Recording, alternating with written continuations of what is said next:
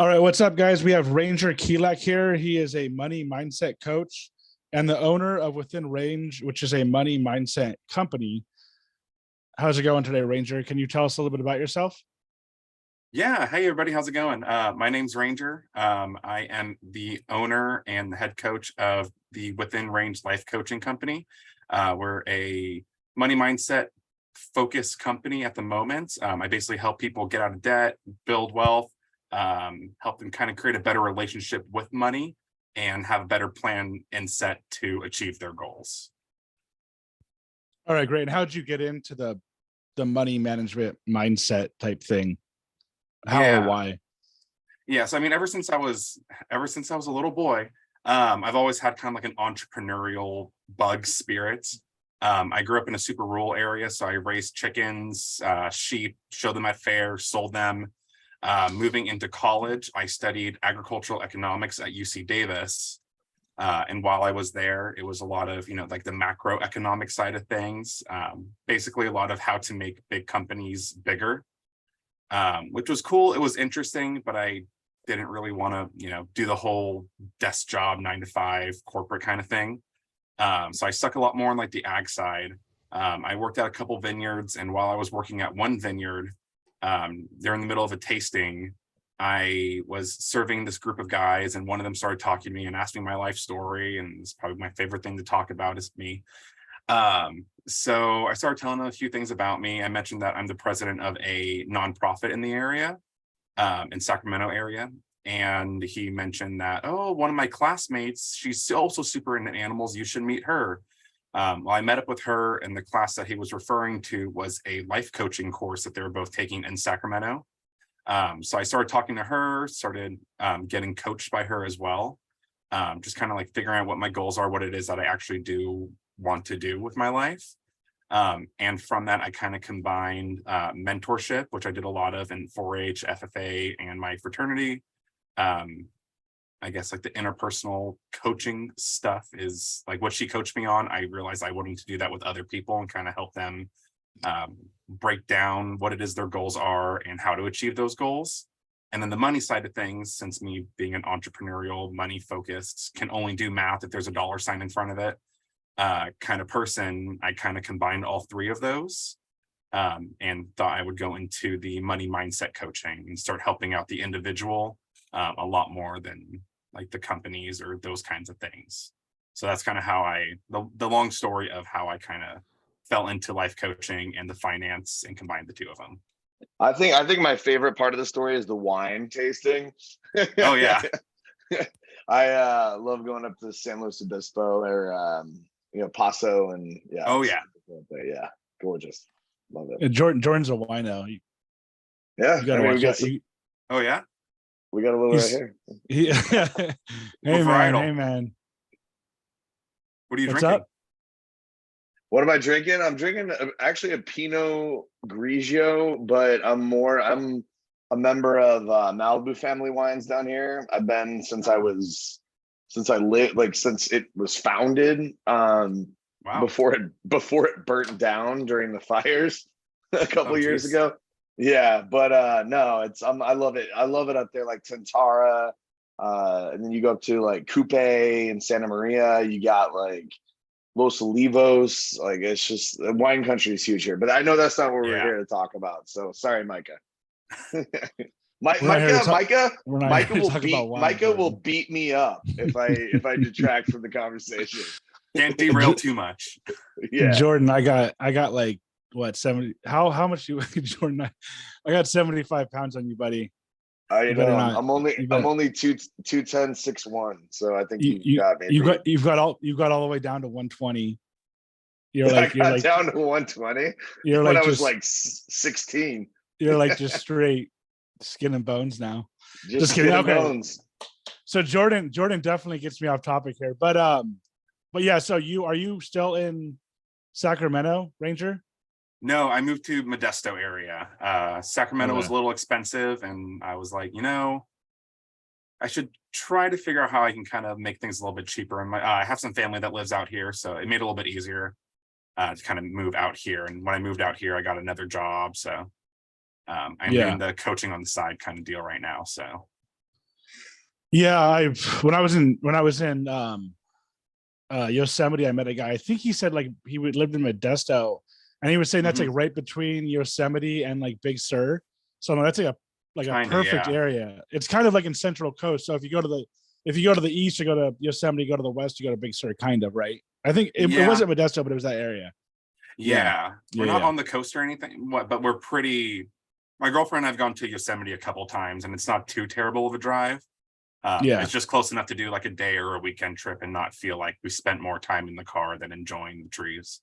yeah. Probably like 2 hours, right? Yeah, like two Two or hour three. drive, Yeah, maybe. Yeah. yeah, Okay. depending on the traffic for sure. But yeah, anyway, Yeah. So what is something that you could what is something that you could give advice to somebody like Jordan on how to save his money because So I he blow it. definitely he I just has, blow it.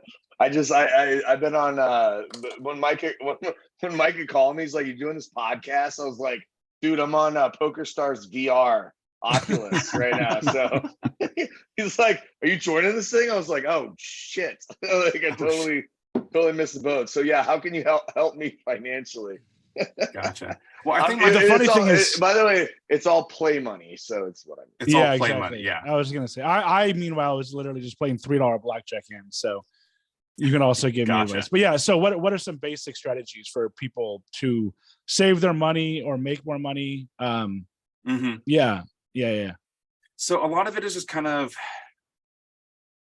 what is it like accepting where you are right now. So you got to figure out what your situation is currently, how you got here, whether that's being in debt or not making enough money or having a hard time budgeting the money that you do have, and kind of projecting that out into a future goal. So it's kind of like you get kind of fed up with your current situation, then you kind of project out a goal and you work your way backwards. The easiest way to do that is okay. Well, a lot of the coaching is focused more so on like debt mitigation and kind of getting out of debt and then working your way up from there. So the Ramsey solutions, Dave Ramsey came up with the baby steps, which are essentially 7 fairly easy, straightforward, not easy to do, but easy to start goals. So like the first thing is making sure that you do have some kind of an emergency fund. They recommend at least a grand, and then you kind of move it up to 3 to 6 months, just as like a safety net. A lot of people feel a lot more secure when they have that, I don't know, that cushion, that thing to fall back on. And a lot of the Dave Ramsey content is kind of against credit cards because people kind of dig themselves into these holes because they feel more secure with the whatever 2, 3, $4,000 limits and this and that. And then they see that as kind of sort of free money when it's really not. Um, so it's just kind of being aware of where you are in those regards. Does that kind of make sense so far? Yeah. It makes Yeah. me wonder, like, how did you get into it? Did you go through a time in your life where you're like, I need to start implementing Dave Ramsey's plan, or was it just, I want to make a shit ton of money? Like, how do I do that? Yeah. So the thing that really kicked me into it, I mean, thankfully, my dad's been really helpful with my student loans. We've been kind of doing like half and half at this point, pretty much. But when I was in Davis, I lost my job that was like 20-ish bucks an hour, and I ended up having to work at a different vineyard for 15. And that really kind of screwed me over because I didn't have really any savings. I wasn't being very smart with my money. My main thing was like eating out and getting drinks with friends, like a lot like the social thinking that I can go and have dinner every single night at, I don't know, the sushi restaurant. So when that happened and I was having a hard time making rent or paying utilities or gas or all that kind of stuff, it kind of made me realize that I have a degree in economics and I should kind of start acting like it. So I started getting a lot more into like the YouTubers like Graham Stephan, Meet Kevin, those kinds of investor people. Um, and those are great and all, but they're not as focused on the budget as Dave is. So when I kind of found his material and I started looking into that a lot more, it really helped me. Okay, these are my priorities. These are what I should start working back from. I can't be spending money on 5, 10, 20 different things. There's another podcast. It's the Personal Finance Podcast. Very, very good SEO name for sure. But his big thing is find your 1 or 2 things that you love and spend your money there. So I kind of took those two things. I'm super into animals. I mean, I got my tanks kind of all over my room right now. Yeah. So I was like, okay, I'll focus more on that and like fitness things and also budgeting. And with that, that helped me out a lot. And then once my lease was up in Davis and I was able to move back to Modesto for a bit cheaper, I was like, okay, cool, I'll do that. And then went from there. With the, like I said earlier, with the coaching aspect of it, I realized how important or how valuable that was for me in that time. And I kind of thought if I could combine the two, I could really help a lot of other people because I was like philanthropy chair and all these things. So like that philanthropic mindset's always kind of been there too. So just kind of finding that way to combine those things has been super, super cool. So it's like a mixture of wanting to make money and all these things, but at the same time help people. But I know that the easiest way, or not the easiest way to make money is to help people achieve their goals. So it's a good mixture of the two, the philanthropy and entrepreneurship. No, it definitely is. And honestly, like, I think one of the biggest ways we lack in education, and God, I wish, like, Rich Dad, Poor Dad, all that. You know, I feel like America, we're just like not granted, but we not, you know, entitled or anything like that. But it's just we walk into the situation where we don't have to manage money very well. I mean, we do. I'm not saying people aren't poor, but I'm saying in the grand, I lived in Nairobi, Kenya for a year. Oh, so wow. I've seen poor, right? Like really poor.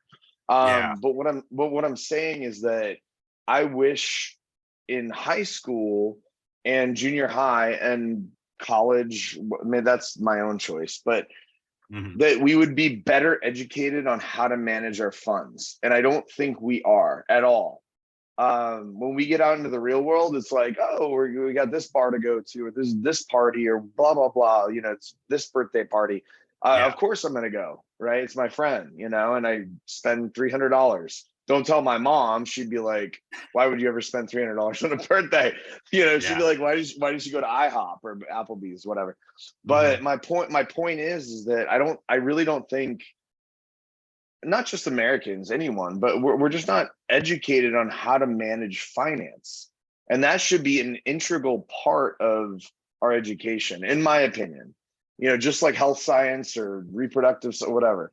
Like it should be a class that's taught.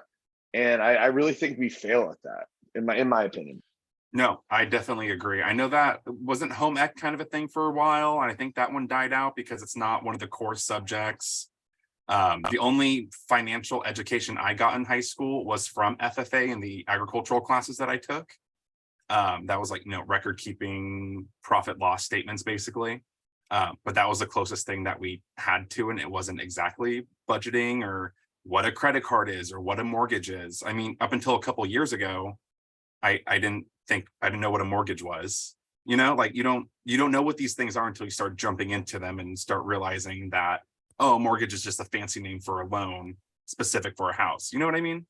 Yeah, like, and you're jumping in without a parachute, because we're not taught as kids or teens or whatever how to manage money, and we end up in over our heads because that's what big business wants. Corporate, Visa, MasterCard, Amex, whatever, they want us to be like that because that's how they make money.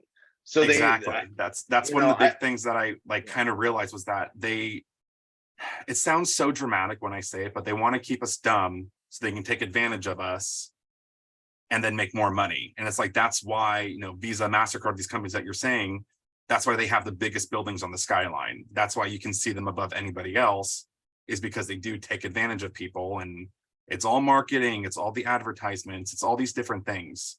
By the way, Micah is sponsored by Visa, so we should. Oh, okay. Definitely don't say anything bad about Visa. You can say whatever you want about MasterCard or American Express, but shakes hand at MasterCard. Yeah.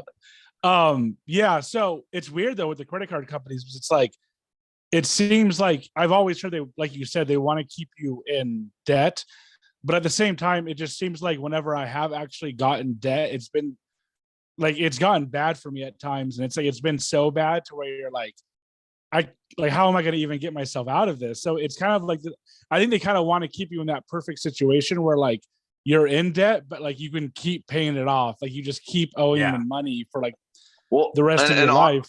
and I Micah, guess. and honestly, you get the best credit rating when you maintain, what is it, 30% or 20% debt of all the money you have access to. So you get rewarded for having debt, basically. Yeah. Yeah, it's like the so more you use and they trust you with it, the more they give you, so that there's more of a chance of you to kind of screw it up. You know, it's weird. Yeah, exactly. Yeah, like one time they gave me, I think I had like 5,000 on one, and they're like, here's another 5,000, and that's what screwed me. You know what I mean? And it's Yeah. I'm actually pretty good with money, but you know, when times get tough, it's hard. And that's what surprises me the most about a lot of stuff is how especially in this current state, how anybody can Mhm. really do okay right now with gas being so high and just everything being so high. I don't really get how things are functioning, like with low level, entry level, like fast food workers and retail, whatever. Like it's just gotten so bad, I want to understand. I want to understand how somebody that works at Chick-fil-A. I'm not saying it's it's a great company. Yeah. They have great benefits. Same with Yeah. In-N-Out, but Starbucks. lives in Santa Monica, California, or Marina Del Rey, like right here. Yeah.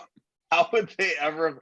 I can barely afford this place, and I make well over six figures. So I don't get it. But we can't see your beautiful apartment because you have that logo in the back. I have this amazing logo. I was gonna say we can't see the beautiful apartment because of the beautiful logo in the back. Conversations with strangers. Anyways. And we can't even see the bottom. It only says conversations, but I think we get the point. Yeah. But Jordan actually, when Jordan actually took over Kobe Bryant's house after he died. So that's what I've got a really not funny. I've got a really serious story about that day, but I don't know if we wanted to track that far off the conversation. If you want to, I can provide a really interesting story that has to do with TMZ and blah blah blah. But if not, we can. I'm sorry. I've been listening to way too many like cancelable podcasts, like that are making $200,000 a month. But anyways, I'm just kidding. I honestly, I was trying to think of some rich person's house that Jordan took over, and for whatever reason, Kobe Bryant got popped up into my mind. But I am curious to hear about your story. No, seriously, it is very sad. I'm curious to hear about your story, Jordan, but we have to move on, unfortunately. Let's move on. So Ranger, are you? You might have gone over this. Sorry if you did, but do you work under anybody while doing this, or is this completely your own thing? Because I don't really know too much about this world, but I'm kind of wondering if it's similar to like a Cutco type thing. It's weird. It's like I'm talking to Ranger, but I'm seeing Jordan, so it's like weird because Jordan was the last one talking, I think. But yeah, so is it kind of like a Cutco type thing, or like one of those what do they call them? Amex or not? One of those like companies where you sell like an MLM. MLM or whatever. Is that the type of thing that it is, or no? Is it just no? It's just completely you. Well, you own that company. I know that, but you kind of mentioned almost like working under that one guy. Like, do you work under him as a company? No. Or is it okay? So it's completely your own company. It's completely my own thing, but he does he basically does the financial coach training. Yeah. So that's like the main one. So I don't know, Dave Ramsey and his team of, I don't know, people, educators, they kind of came up with all the content, basically, what kind of problems are there that people face? Like the main issues are perspective, people, and process. Cool. They made the cutesy little, was it alliteration thing? You know what I mean? Like they made the curriculum to kind of teach you how to identify the people or people's problems, how to talk them through it, and then the system to get them to start getting out of debt, building wealth, and eventually the last step is build wealth and give. So the way that it works is that I sit one-on-one with people, well, one-on-one or one on couple. If you're married, I coach them at the same time. You can't coach one married person and the other one not be in the same on the same page, you know, it's a partnership and you have to treat it that way. But I like sit with them and I kind of meet with them every 2 weeks, kind of go over. The first meeting is I send them a thing that was provided to me from Dave Ramsey's class. It's the financial snapshot. So they write down their income, their debts, any bills that they have, and it kind of is like a makeshift budget. And then I go over that with them and see what their main problems are, talk them through it, figure out what their goals are, and then kind of relate the baby steps back to them and say, awesome, okay, you have $100 in savings. The very first baby step is $1,000. That's going to be your starter emergency fund. Once you hit that, we're going to attack this debt and the debt snowball method. So smallest debt to highest. And then we're going to kind of keep rolling that way. And then I meet with them every 2 weeks. We go over it and talk about any challenges that they're facing. Great. Next week, the next 2 weeks, we do the same thing. I've been doing 3-month, like 3-month sessions, basically. So every 2 weeks we meet those first 3 months. And then depending on how they're doing or how they're feeling, we switch to monthly, or every 2 months, or just kind of whatever they need. Once you kind of get that initial ball rolling and start getting intense about it, kind of making sure that you stay with that momentum is really up to them. There's only so much I can do. I can't really tell people what to do, or, you know what I mean? Like I gotta kind of inspire them to do it. And then they take that fire and they keep going. It almost sounds like a counseling session for money. Yep. It's interesting. Yeah. First of all, love your spider jacket, love snowboarding. So yeah. It's nice and warm. Oh yeah. No, I can attest to that for Mammoth. I want to say though, or I want to ask though, so is there trends that you see people, like if you've done this long enough, right? Do you see trends, that mistakes that people make along the way at the beginning that, you know what I mean? Like, yeah.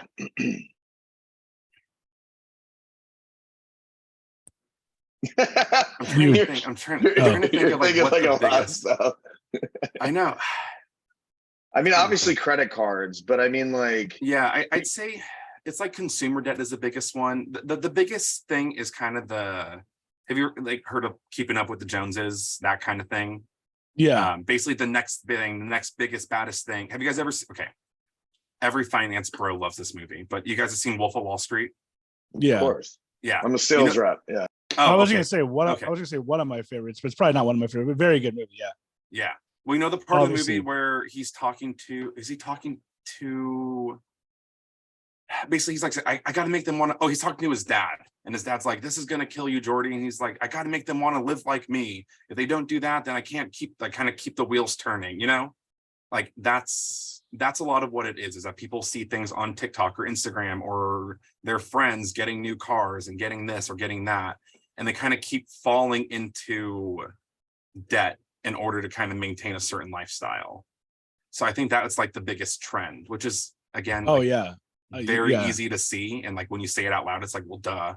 But people still do it. They still fall into it. So I think that's like the biggest thing, is that they want to maintain a certain image, but behind the scenes, they're stressed. It's hurting their relationships. They're not achieving their goals. They can't do the things that they want to do because the credit card companies are calling them every day. Yeah, no, I can attest to that, because a lot of my friends have, family money or whatever, and I mean, they have their own money too, but like they have more money than me basically.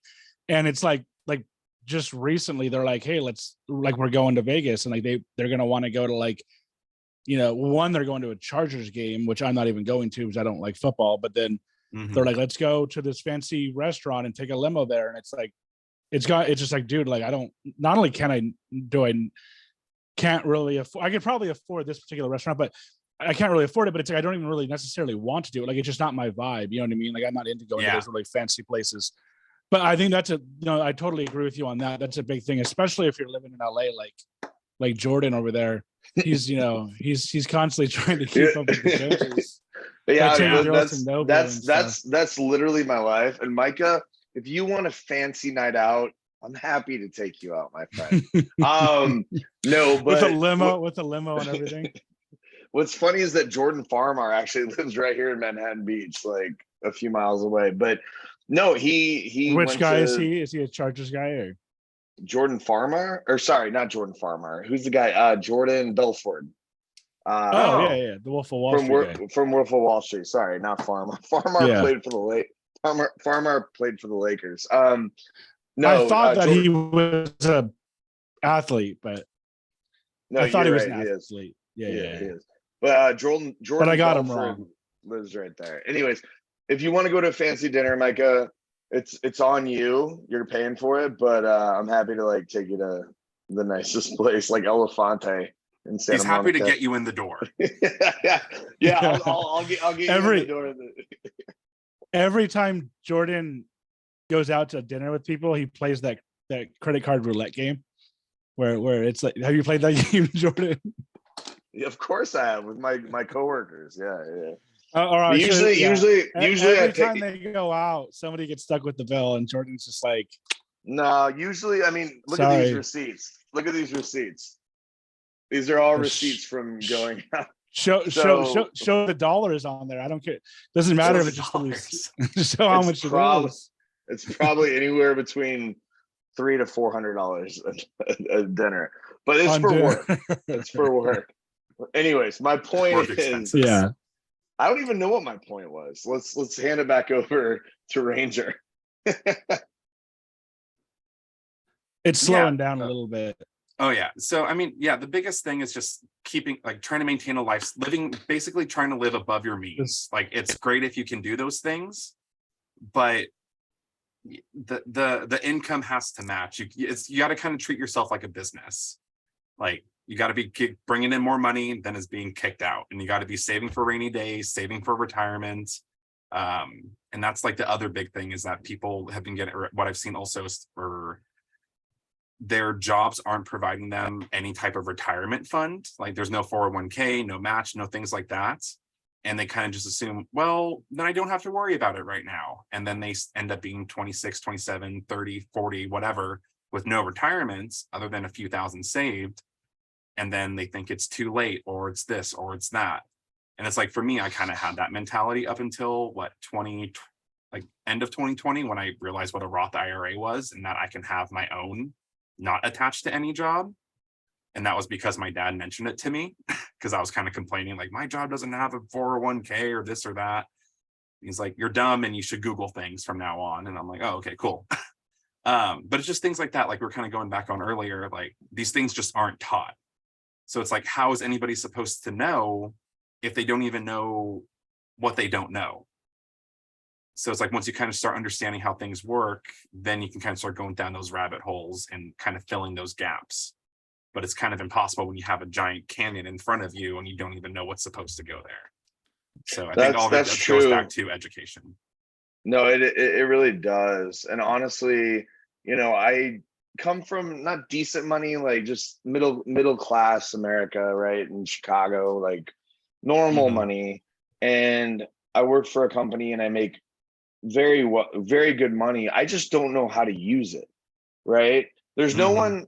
I wish I could just pay somebody, and I know I could, but I choose to have a little bit more control than that. But I feel like a lot of people should be, like, not because you have $250,000 or $500,000 and above that this person will take you on. There should be like small investor, how do I manage my money? And I know there's the return on that is not, as a sales rep, I get it. The return on that is not very huge. So no one's going to spend time managing money that's small, but that's going to keep the low class low. That's going to keep the high class high. Middle class, it's not even middle class. It's really upper middle class, right? You make $500,000 as a family combined. Okay, now you actually can get someone to manage your money. So you either teach it when you're in school so you can manage your own money.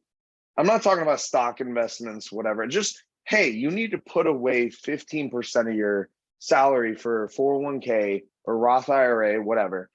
And because you're going to need it one day, right? And we're not taught that. We're taught to max out our credit cards, and try and catch up.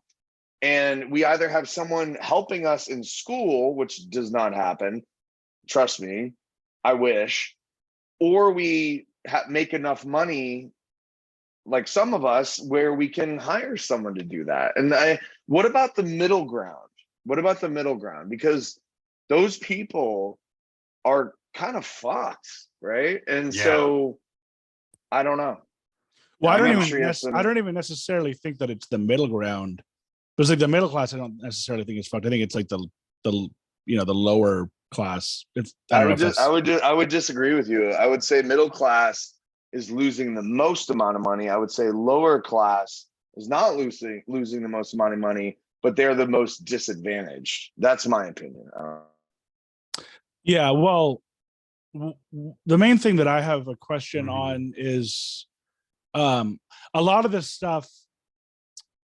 Like I'm kind of like, I mean, I'm actually pretty good like with money and even finances, but a lot of this stuff, it can get complicated, and that's why I think that somebody should go to you, because you'll basically tell them exactly what they need to do.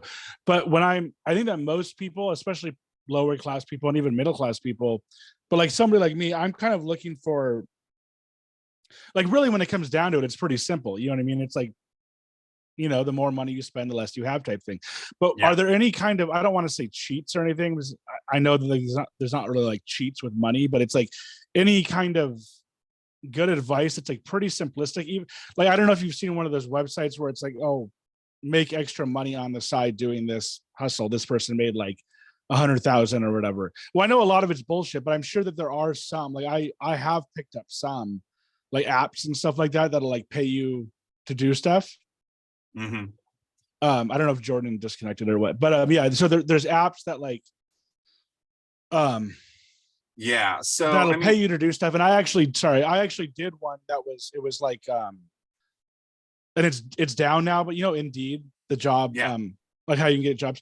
They had one where it was called Job Spotter. You'd actually literally go and like take pictures of who's hiring, and they'll pay you money. And it wasn't a lot, but it was like an extra $100 or whatever.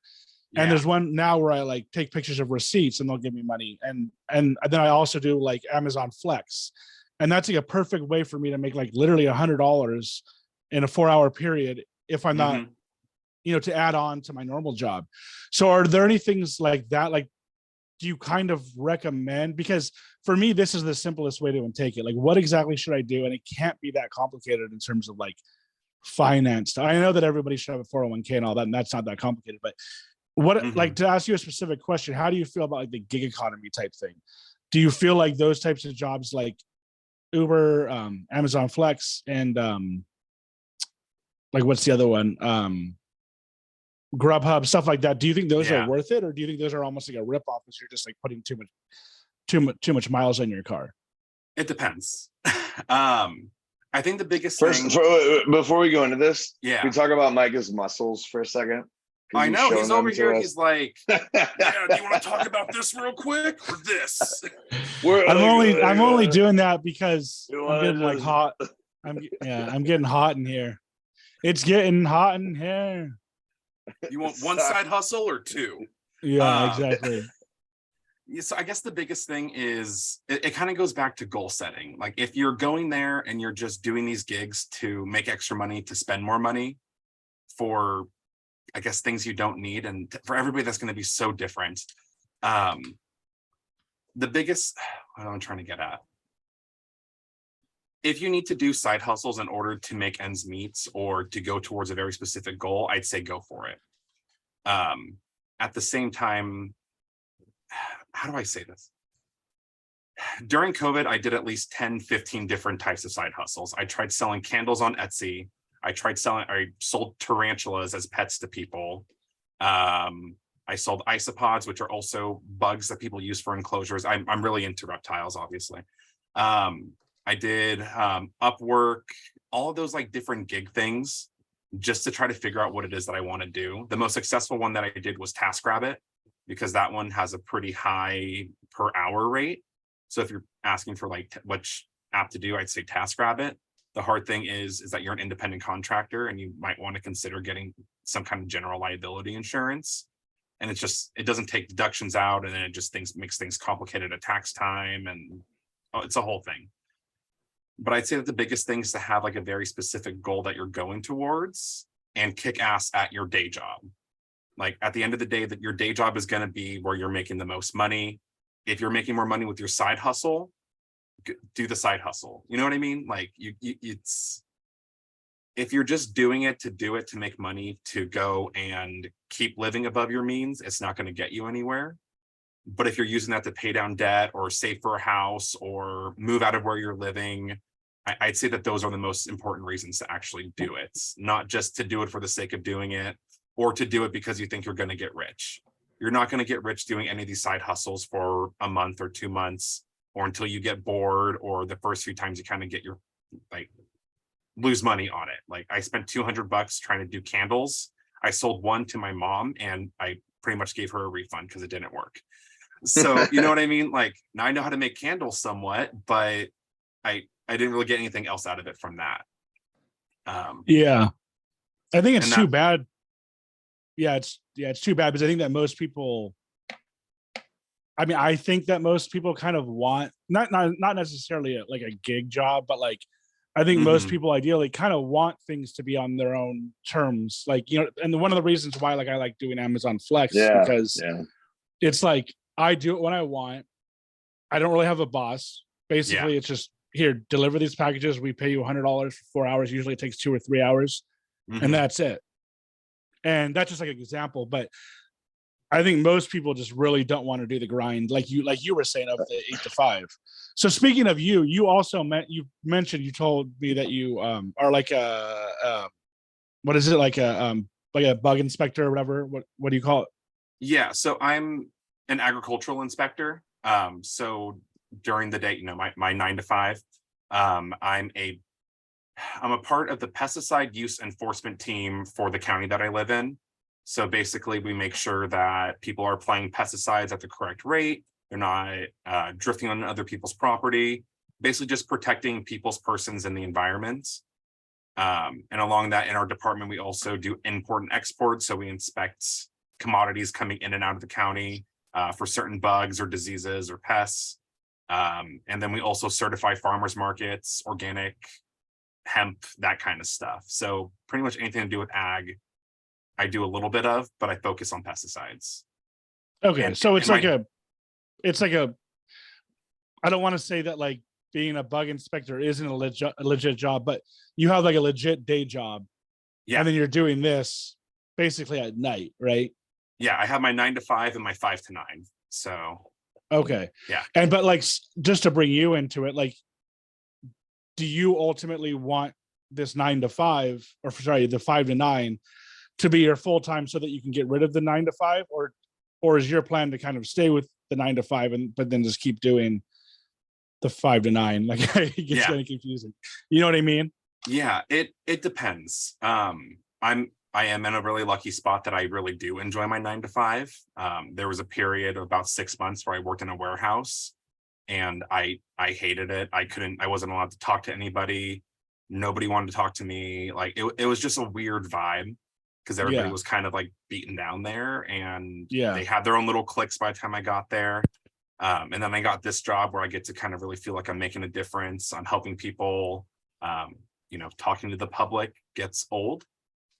But at the end of the day, I am really glad that I get to interact and like do things. It's kind of like when I was doing the wine tastings. I love that because I got to kind of, you know, serve people, give them a good time. I don't know, pretend like I knew what I was talking about when I said this is a Cabernet. So I am in a really lucky spot where I don't feel like I need to get rid of my 9 to 5, but my ultimate goal is to do within range coaching full time, mostly so that I can kind of have that, you know, I don't know, like make a good amount so that I can do more philanthropy. So I want to eventually get to the point where I can replace my 9 to 5 doing about half the work that I'm doing within range. So working 20-ish hours a week, making the same, so I can put more time into the nonprofit that I run, which is the Northern California Herpetological Society. And that's, you know, we do a lot of educational things like bring snakes to schools and talk about them. We give out grants to conservationists that are doing actual science and real work to preserve our wildlife. And then we rehab, and we run a rescue and rehab wing of the organization too. So I would love to be able to make enough money where I can focus on that a lot more. And Are one of my you- other, Oh no, I was just gonna ask you. So obviously reptiles, you can see Yeah. behind you. But I mean, so animals are pretty passionate for you, yeah? yeah, fun story. When I went to Davis, I got accepted for animal science. And during my orientation, they had all like 300 or 400 of us sitting in the room. Davis is #1 for animal science, and the vet school's #1, all that kind of stuff.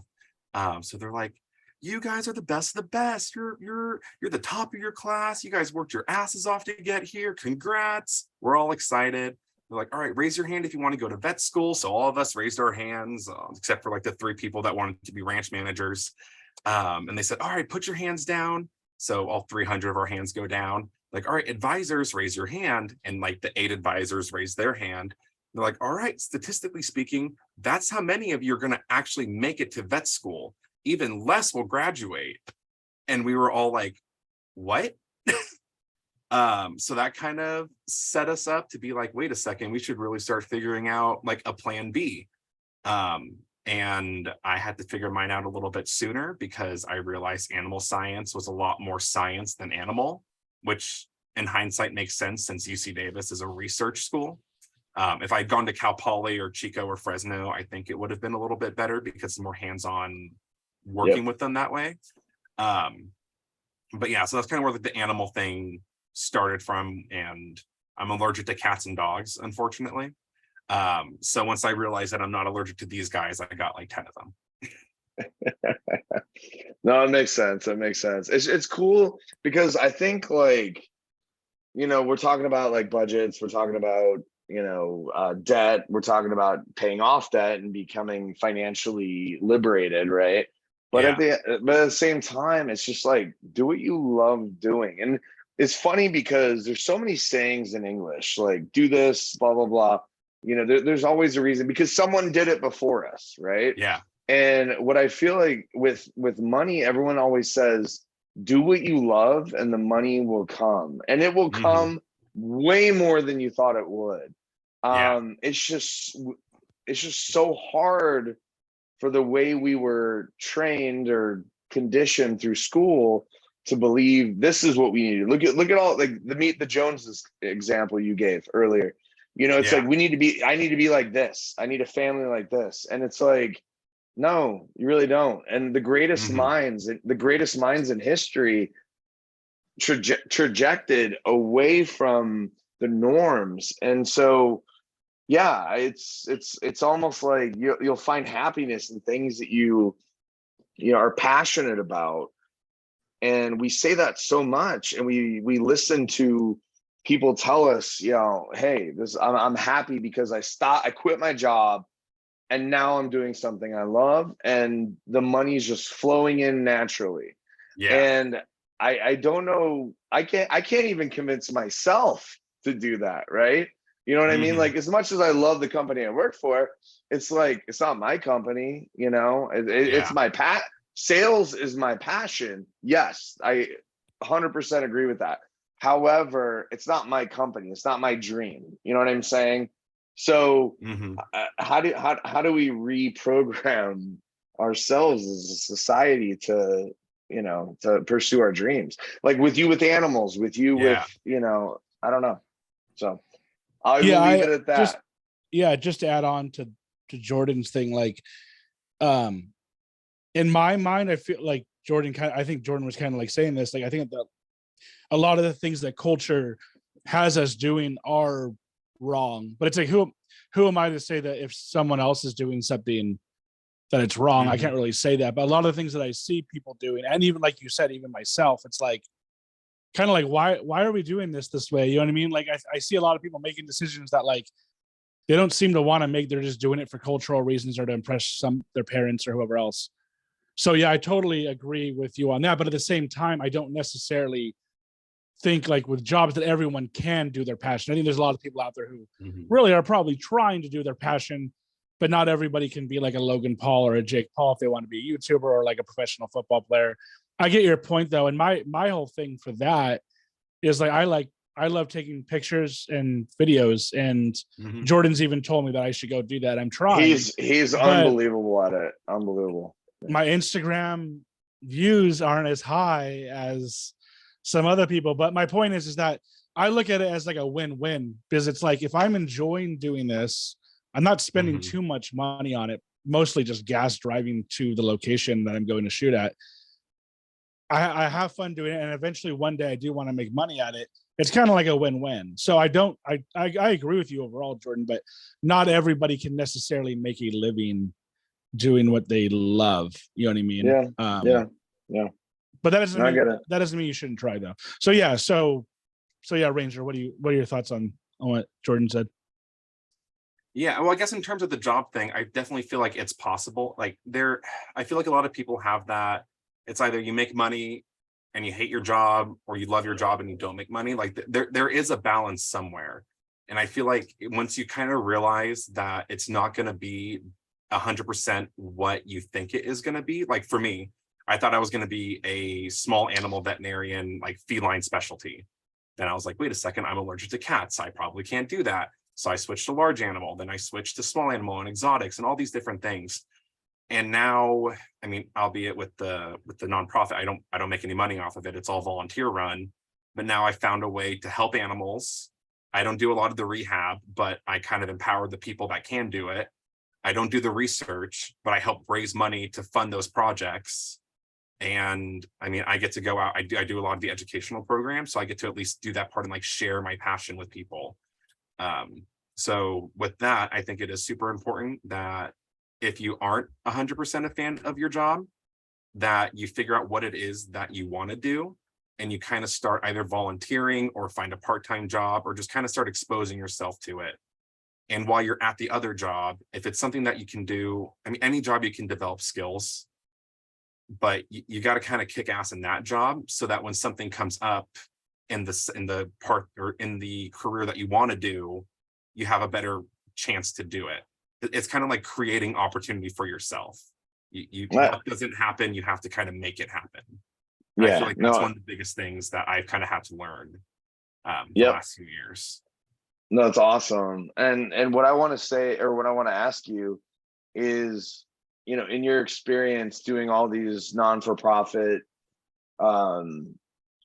situations, like what is something like, can you give us an experience that's been very rewarding for you in terms of I don't know, just kind of sealing the deal, saying, I'm glad I did this, you know? Yeah. Trying to think. I mean, I can kind of, what's a good example? I don't know. I guess with coaching, I think it's just kind of my favorite thing for coaching, for example, is like that light bulb when people kind of realize they can do it. Like, I feel like a lot of people kind of have like a mountain of debt, or they don't think they can achieve this dream or this or that. And it's just kind of that, well, why the hell can't I? Like, yeah, I can. Like, other people have done it. People have had it worse off and they've done it. Why can't I do it? And it's just kind of having that realization that it's possible, and like seeing them achieve those things on their own. Because like I said, I don't, at the end of the day, I'm not the one getting them out of debt. I'm not the one helping them get a better job. They're helping themselves do that. I'm telling them how to, or some tips or tricks or whatever you want to call it, but I'm kind of walking alongside them on their own journey. And I know this sounds super, I don't know, middle-aged mom posting heaven quotes or what, you know what I mean? But like that is really what it is kind of helping them realize what they can do. Just kind of like with the animals, for example, just like we get in this animal that's all beaten and messed up, or got shot by BB guns, or wasn't cared for properly, has all these infections, and our foster takes care of them, or I take care of them, or help them out in any way I can. And then 4, 5, 6 months, a year later, it gets adopted out to the little 6-year-old girl who it's her first pet, and she's so excited. You know, it's just like seeing people or things be what they're supposed to, you know? I think Yeah, that's the no, most, yeah. that's kind of why I do these things. So with that said, like, what do you want to achieve? I mean, you've done a lot of great things here. What do you want to achieve in like the next 2 years or 5 years? Like, where do you see you taking all the amazing things you've done and continuing to build it? Yeah. What looks great for you? Because it's pretty cool stuff you've done. Yeah. So I think, okay, so one of my shorter term goals, like next 2 or so years, it's one of those like, that's sounds dumb or counterproductive or whatever. I want to get my company, I want to get my coaching to the point where I can quit my job and walk across the US. I want to be able to be like, yes, I can do this virtual job while I'm walking. Like I might not be able to do as much or grow as fast as I want to, but I just feel like if I'm able to sustain that for the 6-7 months that it takes, that would be awesome. And then when I get back, at that point, I'll have a few years of experience doing the ag inspector. So God forbid it doesn't work out, I can just kind of jump back in that role and maybe for another county where they don't know that I might be a flight risk to do something stupid like that again. But that's one of the shorter term goals. Forrest Gump it across the country. Yeah, basically. Forrest Gump with a laptop, a phone, and a dream. Put that on a tagline. Get that tattooed on my forehead. There you go. Wait, so you literally want to walk across the US? Yeah. And make money while doing it? Or yeah. So I don't know. I kind of see it as like, the perfect way to be like, yes, I can do this virtual thing, like the digital nomad, but kind of on steroids. But like it's my own thing. So, see, that's like the logistics. Like, will I have service during it? I don't know. Will I kind of set it to where I have clients that understand that that's what's going on? And if I don't answer their phone, I'm either dead or out of service. Like, that's going to be something to work out. There's always Starbucks. Yeah, no, not even Starbucks. There's Starlink. Yeah. There's Starlink. Oh yeah. Oh yeah. yeah. You can be in Signal any time of the day. Elon Musk, if you hear I was going to say, Papa Elon coming in close. Free Starlink, please. Yeah. See if we can get sponsored by Starlink, Jordan. I'll work on it. Yeah, we'll call Papa Elon himself. Tell him we can't have this podcast shutting down. We need to keep this podcast up off his Starlink. It saves lives. So yeah, I think that is the ideal dream. And speaking of which, we're actually having like a guest who he lives in the UK, so we're literally having to do this next Sunday at like 11 p.m. Oh boy. And it's his 8 a.m. because he's in UK. But his whole thing is like he's traveling with his dog. I think he's like really big into animals too. Yeah. He's traveling with his dog or whatever. And this is all I know of him. Like honestly, because Reddit's it's hard to get. Obviously, you gave me a good amount of information. He has a website. Yeah. But sometimes it's hard to like navigate through everybody who I'm talking to on there with the chats. Mm-hmm. But like basically he's traveling the world. I guess he has an app or something, which is like the ultimate just, perfect thing. Create an app and make money off that. And then just travel. You know what I mean? And like let everybody else do the work or whatever. But in your case, I think you'll be doing the work over probably over Zoom or something, right? Yeah, mostly over Zoom, phone calls, that kind of stuff. Yeah. And I feel like it's going to be like the ultimate marketing tactic. There's like the thing of me proving that I can do crazy things like this. And one of my big things is get enough money so you can do things that you can't even buy or have experiences you can't even buy. I'm still working on the cute little tagline for that. But that's just one of the big things I would want to do with that. So yeah, just like the whole idea just sounds really appealing. Yeah, one thing I wanted to ask you about is well, first of all, like going back on what you were saying, if you can literally sell the dream in the way that like you're doing the dream, then it's like everyone's just gonna want to like pay you. Like, how can I do that? You know what I mean? How can I travel across the US like you? But speaking of which, somebody like Gary V and there's a lot of these like YouTube channels, and for me, it's what I mostly have looked at is like how to get bigger on Instagram, how to get bigger on YouTube, because I'm actually trying to grow my photography, videography pages. And a lot of them seem, and I don't know for sure, but a lot of them seem to be kind of like maybe bullshit, because it's one of those things where it's like, well, if you do this, it'll get you this many followers. Mhm. And I'm like, will it? You know, I don't know. And so speaking of that, somebody like Gary V, I'm trying to think of other names like him, like maybe even like a Tony Robbins type. Yeah. Just the whole million. I don't know if Gary V is involved with the $1 million mindset thing, but how do you feel about the Gary V's of the world? Like, do you think they're legit, or do you think there's a little bit of some bullshit to it? Like he's kind of selling bullshit, kind of, or no? Do you think it's totally legit? A little bit of both. So I think Yeah, their main yeah. thing is that it's kind of like they're selling hope in a way. And it's like Yeah. the same, it's like what the lottery does. It's what I don't know. It's like what is it? David Goggins, Andy Frisella, Gary V, all these loud in your face, get off your ass, do this thing, like get out there, you know, like there's a lot of merit to it. And I kind of think they're going a lot more for like I don't know, like they're hitting a lot more like the guys or the people that are like, oh, I need this like burst of motivation. But I feel like all of the snippets, the TikToks, the short form content of it is the very much like, get off your ass and do this thing right now, or here's this burst of motivation. But when you kind of like listen to their podcast and what they're about, a lot more of it is consistency over time. And I think that's the most important thing. It's kind of like the like Bitcoin, Doge, all these things. Like this also might just be me not understanding it. And I don't know, I have a few $100 in it just as like who knows. But Yeah. the majority of people are going to lose more money on it than they're going to get ever.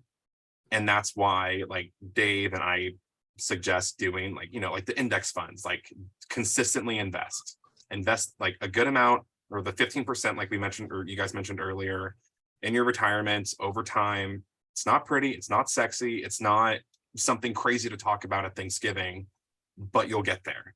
And like having that mindset and kind of making those small daily changes goes a lot further.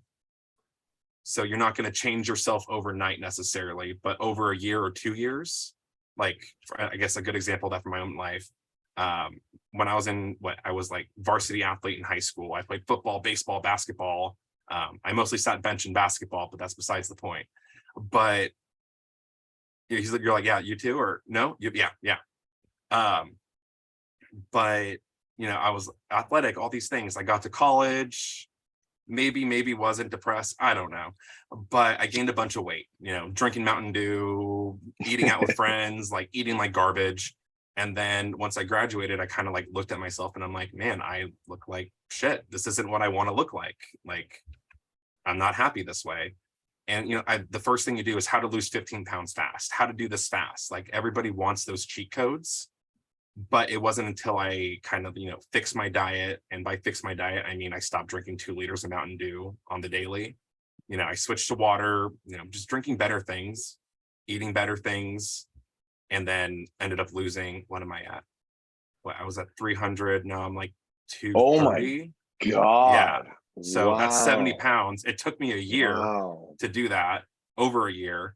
And then, you know, I've had like friends or family, like, well, not even friends, but like people I knew, like, oh, that's it, that's all you lost. And it's like, yeah, and I've kept it. Like, that's incredible. Like, what do you expect to happen in a year? Yeah, People literally say, did you just say people say that's all you've lost? It's like, yeah. And I'm like, what? they're like, it took you a year and a half to do that. And I'm like, yeah, because I've kept it off. Like most of that, like the first 20 pounds was the easiest, because that was hey, maybe you shouldn't eat McDonald's every day and drink 2 liters of Mountain Dew. And I say Mountain Dew because, you know, I think in my Facebook bio, it still says aspiring Mountain Dew sommelier.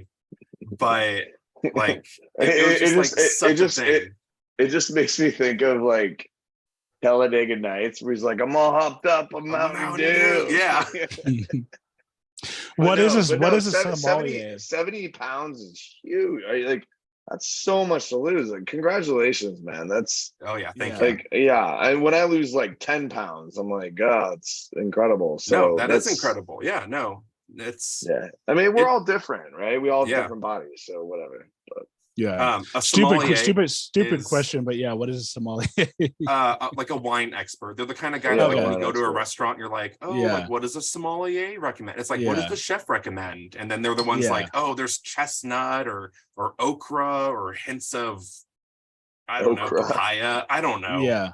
Like all these things I told people at the vineyards, and I'm like, yeah, you can smell marshmallows in it. And they're sitting there like, and I'm like, no, you got to get like the sun on the, and yeah. Have I you had ever? Have someone you ever? Sorry, what? Go ahead. I was gonna say I had someone say I smell the marshmallow, and I'm like, you're such a bullshitter. But okay, like yeah, like it's in there. That reminds me of what is it? Sideways. Remember the movie Sideways? I was gonna The bring wine that movie. up. It's actually filmed right here in Santa Barbara. But they go. He's like he smelled the cheese and the mushrooms, and he's like, I smell kind of cheese, but I don't smell mushrooms. Or like whatever. When he's smelling the wine, he's like, are you chewing gum? Are you chewing gum? Anyways. Is it really supposed to smell like cheese? I didn't know that. I mean, like did you ever? It depends on the varietal. It's a whole lot of different things. The varietal, the year, where it was grown, the terroir.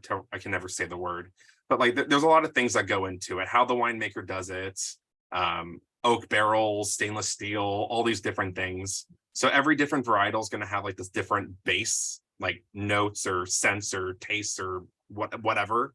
And then the winemaker can kind of do different things with the different years and seasons of the wine. And even if like it's grown next to a mushroom farm, you can taste it in it, right? Because the soil. So yeah, I don't know. It's subjective. When I taste wine, like if you and I had the same exact like from the same pour from the same bottle, the glasses were washed the same, like you could get something that I don't, and vice versa. I could hate it, you could love it. It's all very. That's the hardest thing about wine is just Ranger could taste chocolate, and I'd be like, it tastes like vanilla or maybe a little bit of cinnamon, and you're like, I don't taste that at all. So you develop your palate, like however, But anyways, I just speaking of which, I just saw that movie, The Menu last night. I don't know if you've heard of it, but it's with.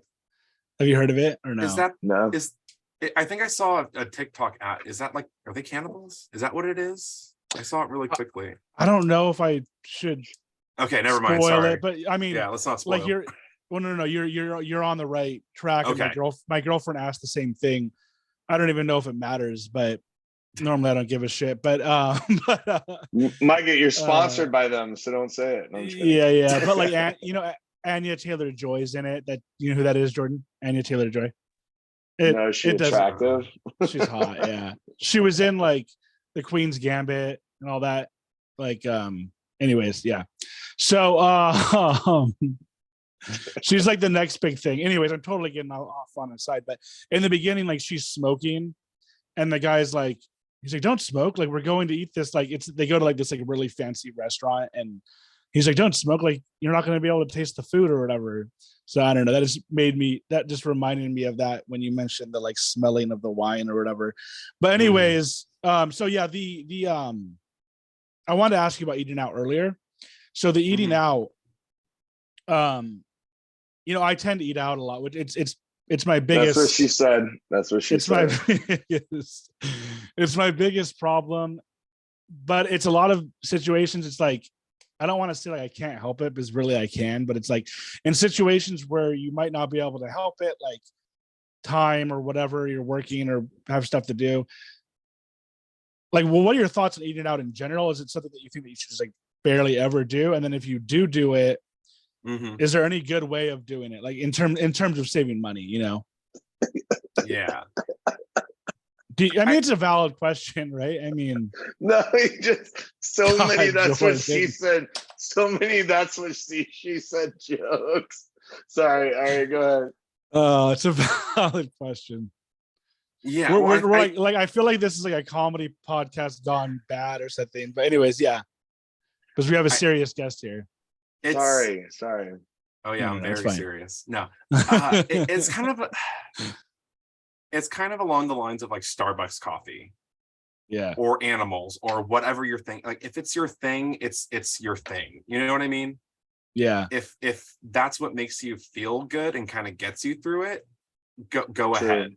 But at the True. same time, you got to cut out other things. Like if you're drowning in debt, if you have no emergency fund, no savings, no retirement, that's kind of like a flashing lights kind of emergency. Like you need to take those things more seriously.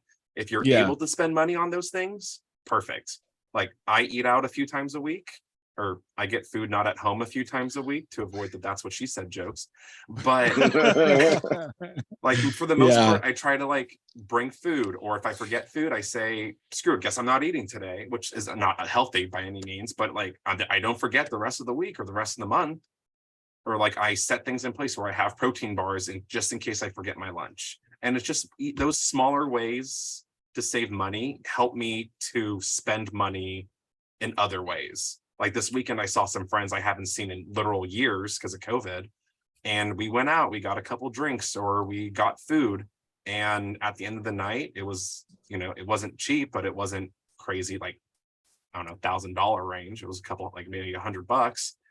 But I'm not stressed about it. I'm not worried about it because I've tried to make other choices so that when things like this come up, I can enjoy myself and not have to be super stingy or worried about how much I'm spending within reason. I think yeah.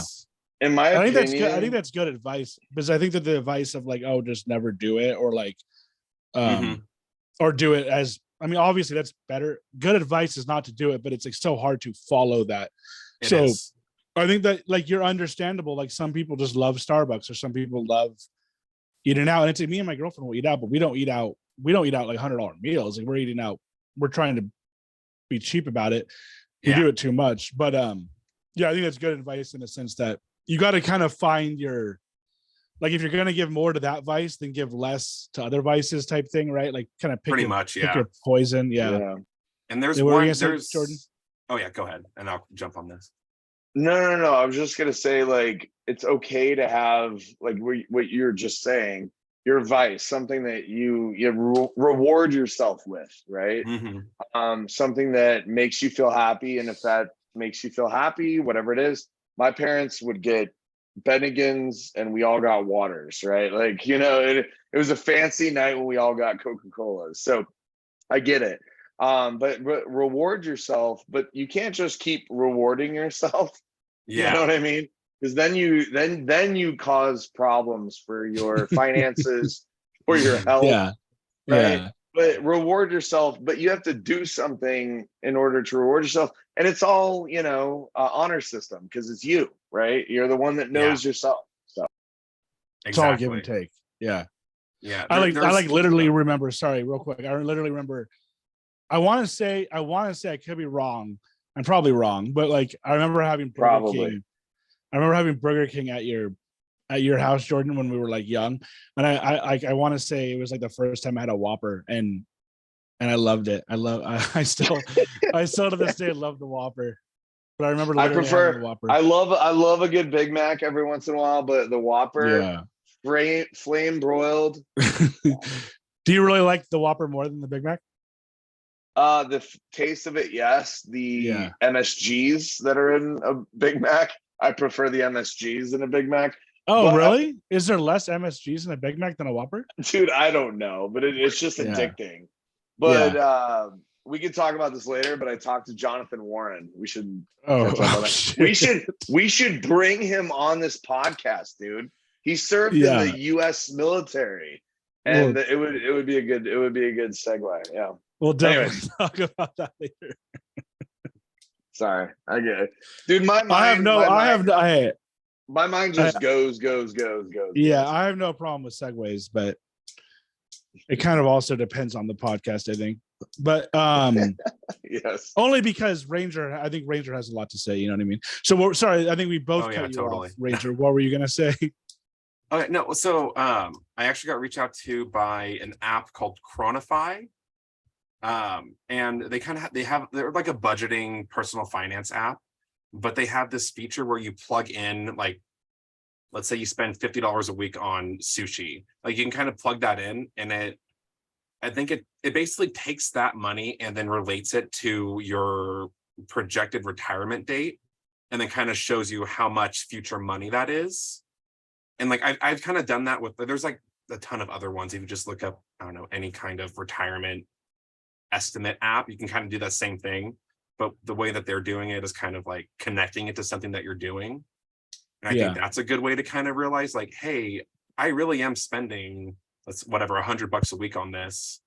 If I cut it down to 50, I'll be just as happy and I'll be able to save XYZ as much amount. So I think kind of using that and like taking that, it's like getting rid of that short dopamine hit for that future. Wow, I'm so glad I did this 20, 30, 40 years ago, because I'm way better off now. And now I can spend 200 on, you know what I mean?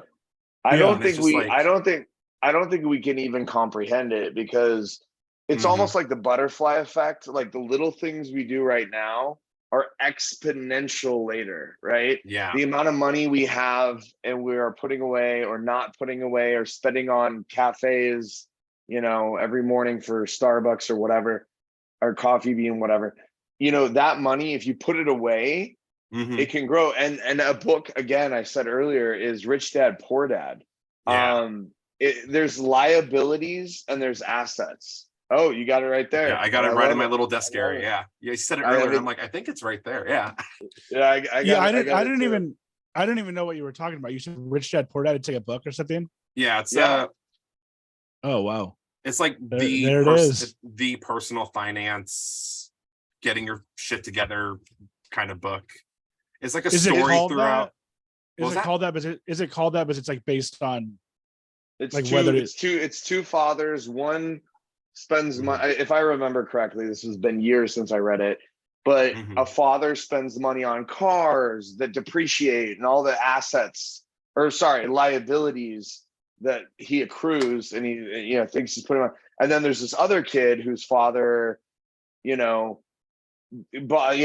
the same car for 30 years, whatever, and put that money in investments. And so there's assets and there's liabilities. That's the most key thing I remember from that book. That's pretty much the main thing. Is one dad is smart with money, the other one is, I don't want to say dumb with money, but is the norm with money. Like the societal smart with money, Yeah. Yep.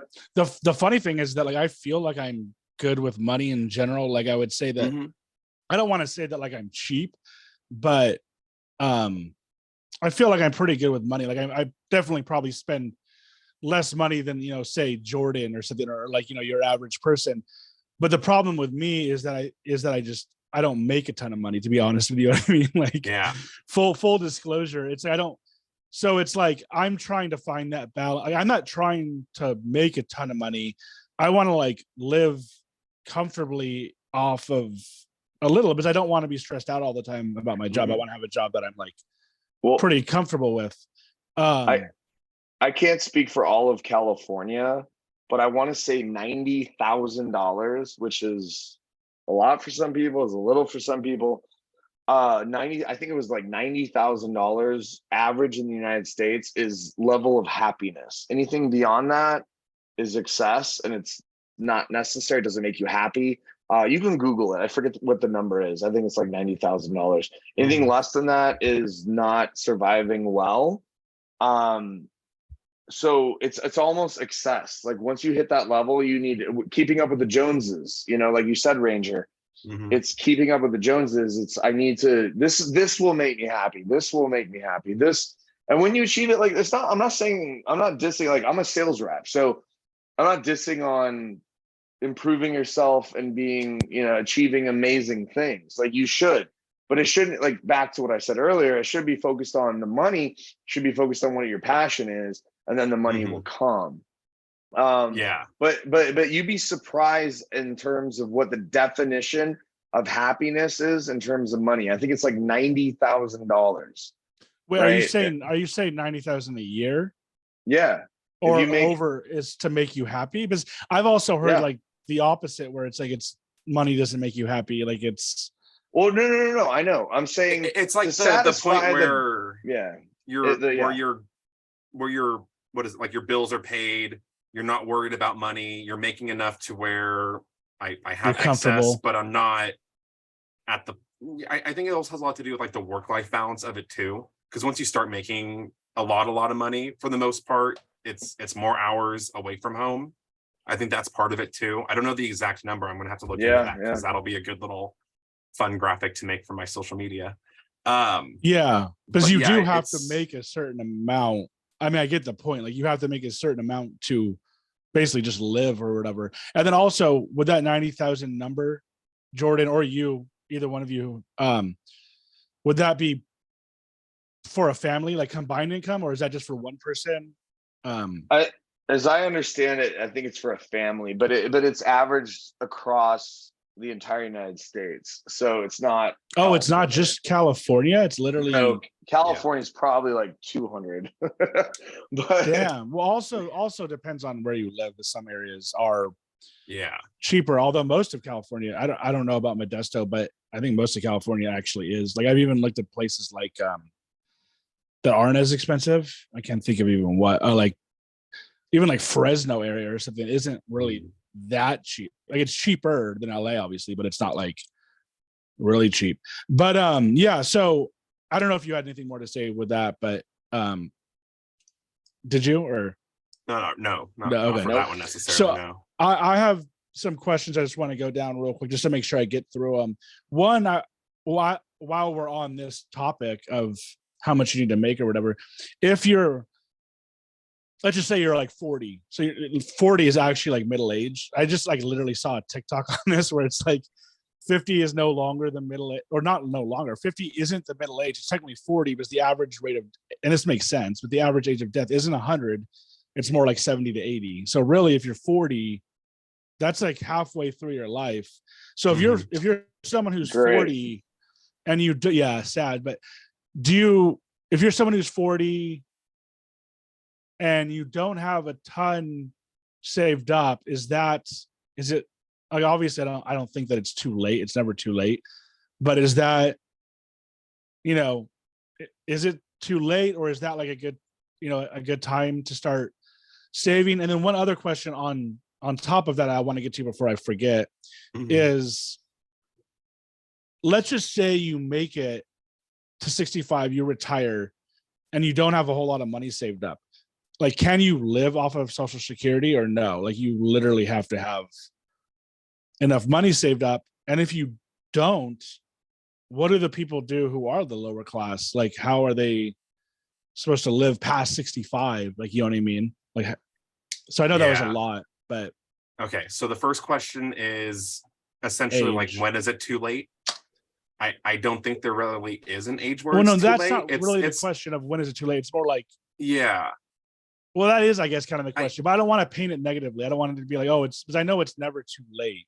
Yeah, I think that's kind of it. Like once you, no matter where you are, like if you're 40 or 50 or 60 and then you're like, shit, I don't have anything saved. Like it's the old thing, like what is the best time to plant a tree 20 years ago? The second best time is today. Like it's all these things that are just like so cliche, but like it's true. Like if you don't have it, start getting it. Start taking it seriously, downsize. It sounds shitty, but like get a shitbox car. Like do what you have to do to try to make sure that you can survive. Like that's kind of more like a survival mode, in my opinion. Like the later on you get, of course. In terms of what you do if you're an older and I guess lower class, I don't have a good answer for that. My suggestion is, I hope my boss is in here. She knows how I feel about the government. Don't depend on the government. Like you like my big thing is like, I want to be my own bank. Like I want to depend on myself as much as possible. That doesn't mean I'm not going to have insurance, that I'm not going to welcome any additional income or I don't know, Social Security or I don't know, Medicare, however that works. But I would rather depend on myself a lot more than someone or something else. And I think that's kind of something that I would want to like encourage others to do, especially the earlier on, the better. But start where you're at. Like I try to meet clients where they are. And if they'd say, oh, I should have done this, I should have done that, I'm like, well, you didn't. So now what are we gonna do? You know, like Now stop what? Yeah. focusing on those subjective, like wishy-washy fairy tale land things and like focus up. Yeah, I don't know, something in the news. Let me see if I can pull it up right now. They just talked about Social Security, and they were talking about, let's see here, Say like it's running out or something, or pretty much. Oh, yeah. Which is scary. Yeah, it's saying I saw it earlier today. It's just yeah, it's basically running out, and we all knew that. I knew that when I paid into it originally. You know, I think this is the last generation of Social Security. You know, I don't think there's any other programs, maybe like Medicare, Medicaid, stuff like that, that's going to help with, you know, medical expenses. But to your point, Ranger, it's really, you know, you are your own insurance, right? You are your own, and you have to, you know, it doesn't matter where you are. I mean, I sat down with a financial planner, and he had some advice for me. He's like, well, you're doing really great with your 401k. You look like you're going to be good, whatever. But your standard of living is this, right? You know, you spend this much money a month. It's unbelievable. Don't tell my mother. You know, like, you know, when they categorize in the scale, like how much is entertainment, how much is whatever. I'm like, oh God. And so, you know, he's like, you just can't live like this the rest of your life. You'll be okay, but here's some things you need to increase from 15% or 20%, whatever. You need to increase it to 30%. And I'm like, I can't live in Marina Del Rey and then do that at the same time. So, yeah, there's a lot of decisions to make, but it all depends where you are in your life. And to your point, it's like you can only rely on yourself and the money you put away, and it's never too late to start. You might have to put more away now because it's later. But you know, you're going to be okay. You're going to be okay. So. Yeah, we should call this podcast "Don't Tell My Mother," based on. Or you're going to be okay, or we can call it. Everyone's going to be okay. Yeah, that's what she says. Like the most just typical podcast name. But yeah, so just trying to get through these questions here. So in terms of college, like I feel like we're kind of getting into. I mean, honestly, I don't even feel like college helped me out that much. It's, you know, a lot of it has to do with like, you know, what I majored in and all that. And that's part of it. Part of the question too, is like at the time that I was in college, 18, 19, it was like hard to figure out what I wanted to do in terms of that. But then in terms of where we're at now, it almost seems like we're kind of like going, I mean, I literally just talked to like an AI guy earlier on this podcast. Or he works in, you know, Silicon Valley, and it sounds like we're going to be seeing a good amount of changes supposedly within the next 5-10 years when it comes to AI and stuff. Oh, wow. And not only AI, but like just the amount of information that you can get now online and just in general with college. Like, do you feel like would you tell, I mean, I know it obviously depends for some people, like doctors, lawyers, accountants, you have to go to college, but what are your thoughts on college now? Like, do you think it's a good investment at this point going forward, or? It depends. That's probably my favorite answer. My spiel is, I think it's insane that people give loans of hundreds of thousands of dollars to an 17, 18-year-old to do something for the rest of their life when they've been maybe like, you know, cognizant of the world for maybe 10 years. So I think that is kind of a scam in and of itself to kind of lock people into that, you know, get them in debt young and quick kind of deal. But I think the biggest thing is really figure out if what you're doing or what you're planning on doing is what you want to do. Like me, for example, I went to Davis, which isn't a cheap school, to be a veterinarian, and I went there only for that reason. But within 2 years, I ended up having to change my major because I couldn't do that track anymore. just from the, I don't know, the knowing that I'd be in school for like another 10 years after the fact. I knew I'd do more schooling, but once you're in it for a couple years and you're like, I don't know if I can do another decade of this, man. You know what I mean? Like, Yeah. Oh yeah. Oh yeah, I know. I was pre-med. I got a bio major oh and I don't use Jesus. it and I don't use it at all. I would say, Micah, to answer your question on my perspective, is it's a checkbox because I'm in IT sales, technology sales, right? So I Uh-huh. don't even use my bio degree at all. But I have to have it checkmarked as, a thing. So I would, if we're talking about financials here, Ranger, like Yeah. I would go to a community college That's what I and was then gonna say. Yep. transfer. Yeah, if I could Yes. go back and not Which I spend, did. Good move. if I could not spend 150 grand for college, and I just paid my loan off at 40 years old, like 6 months ago. Thank Hell you. yeah, Yeah, man. That's thank you. awesome. Thank Congrats. you. I'm If I could go back, go ahead. sad to say I'm like I'm gonna get some of that $10,000. I don't know when it goes into effect. I signed, I don't know if you know anything about that, but the Biden forgiveness thing. So I have less than 10,000. Okay. So I'm getting, hopefully that's going to be wiped away soon. Just, Yeah. you know what I mean? I think I'm excluded from that based on Well, income. you But are, well, no, not only that, but you already paid it off, right? Like, I don't think they would like, why give me would they just give 10,000. me the $10,000 in cash then?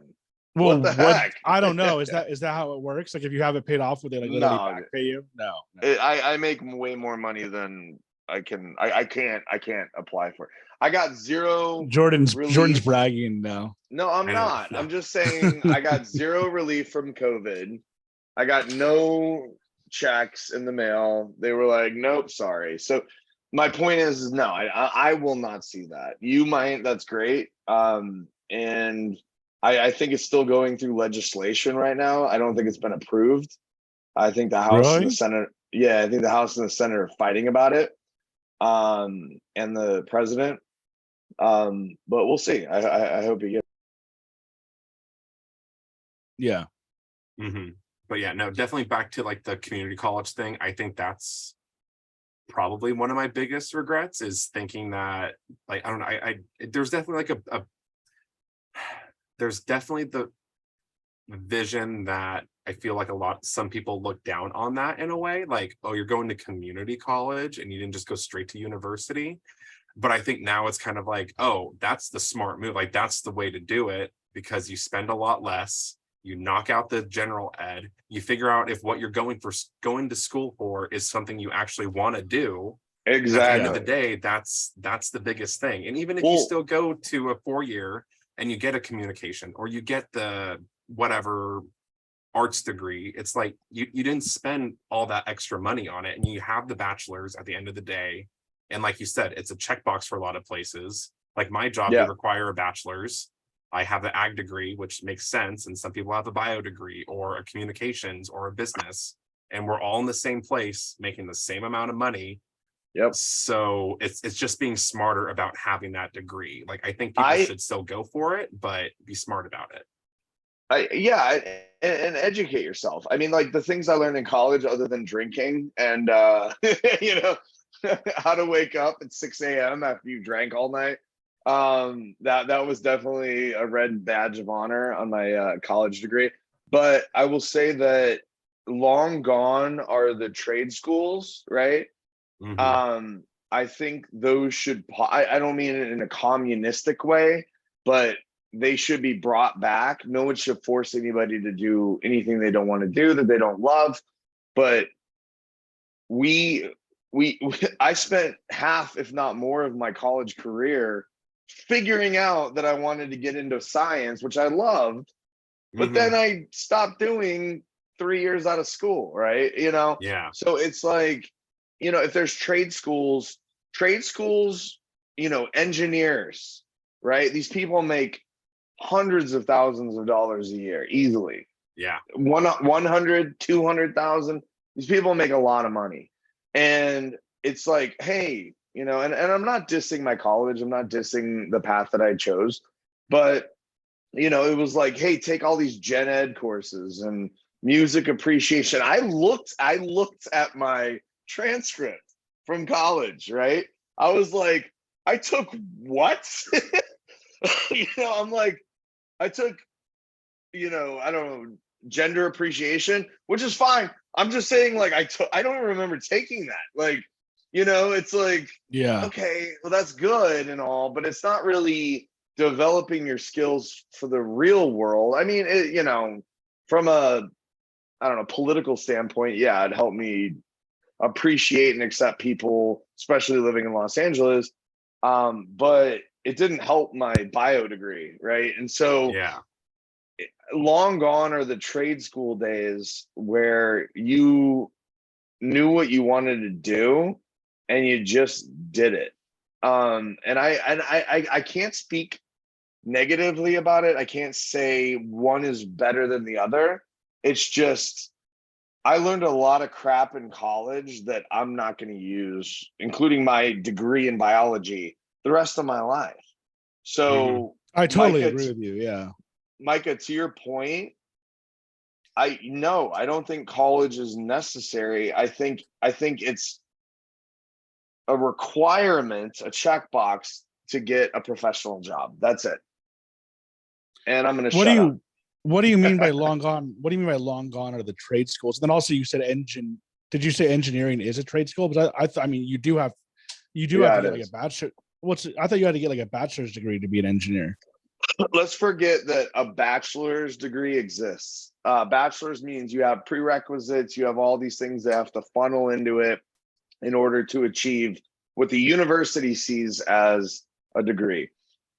With trade schools, where you go into it in an engineering course, like, this is what I want to do. And I'm not going to bullshit. I don't believe any kid at 19, 20 has any idea what they really, not any, sorry. 75% of students out there have no clue what they want to do when they get into college. I didn't.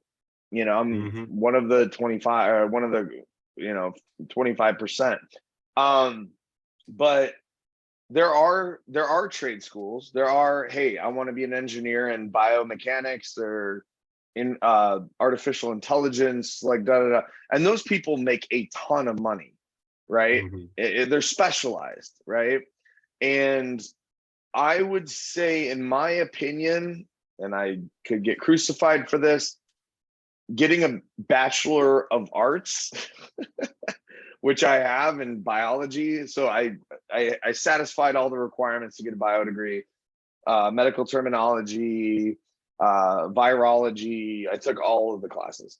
But on top of that was a bunch of BS that wasted a lot of time and a lot of money for me. And I would say trade schools where you're like, you get a degree in this and you only have to focus on this, is a very big thing and a great thing. Like, I want to be a CPA, I want to be a lawyer, I want to be a engineer, right? And you just do those things. But back to what I was saying earlier, I don't think anybody at 19 or 20 really knows. I decided at junior year of college what I wanted to major in. Anyway, so Yeah, but I still am confused by, for one, why well, for one, did you say you got a Bachelor of Arts? Because I thought biochem would be Bachelor of Science, right? it was a Bachelor of Arts with a bio major. So it's like, it's the same thing. It's just a Bachelor of Arts means that I was exposed to a lot of other curriculum, in my opinion, that was kind of unnecessary. Music appreciation, blah blah. Like, I don't need to hear Yeah. that for. Yeah. Yeah. But For why would bio sorry, real quick, why would biology be a Bachelor of Arts? Because biology is a science, you know what I mean? Yep, it is. But for I don't whatever know what. reason, I it was I a think Bachelor of Arts. there's Okay. for mine, I was managerial economics was my actual major name, and then I major emphasized in agriculture, so agricultural economics is what I say.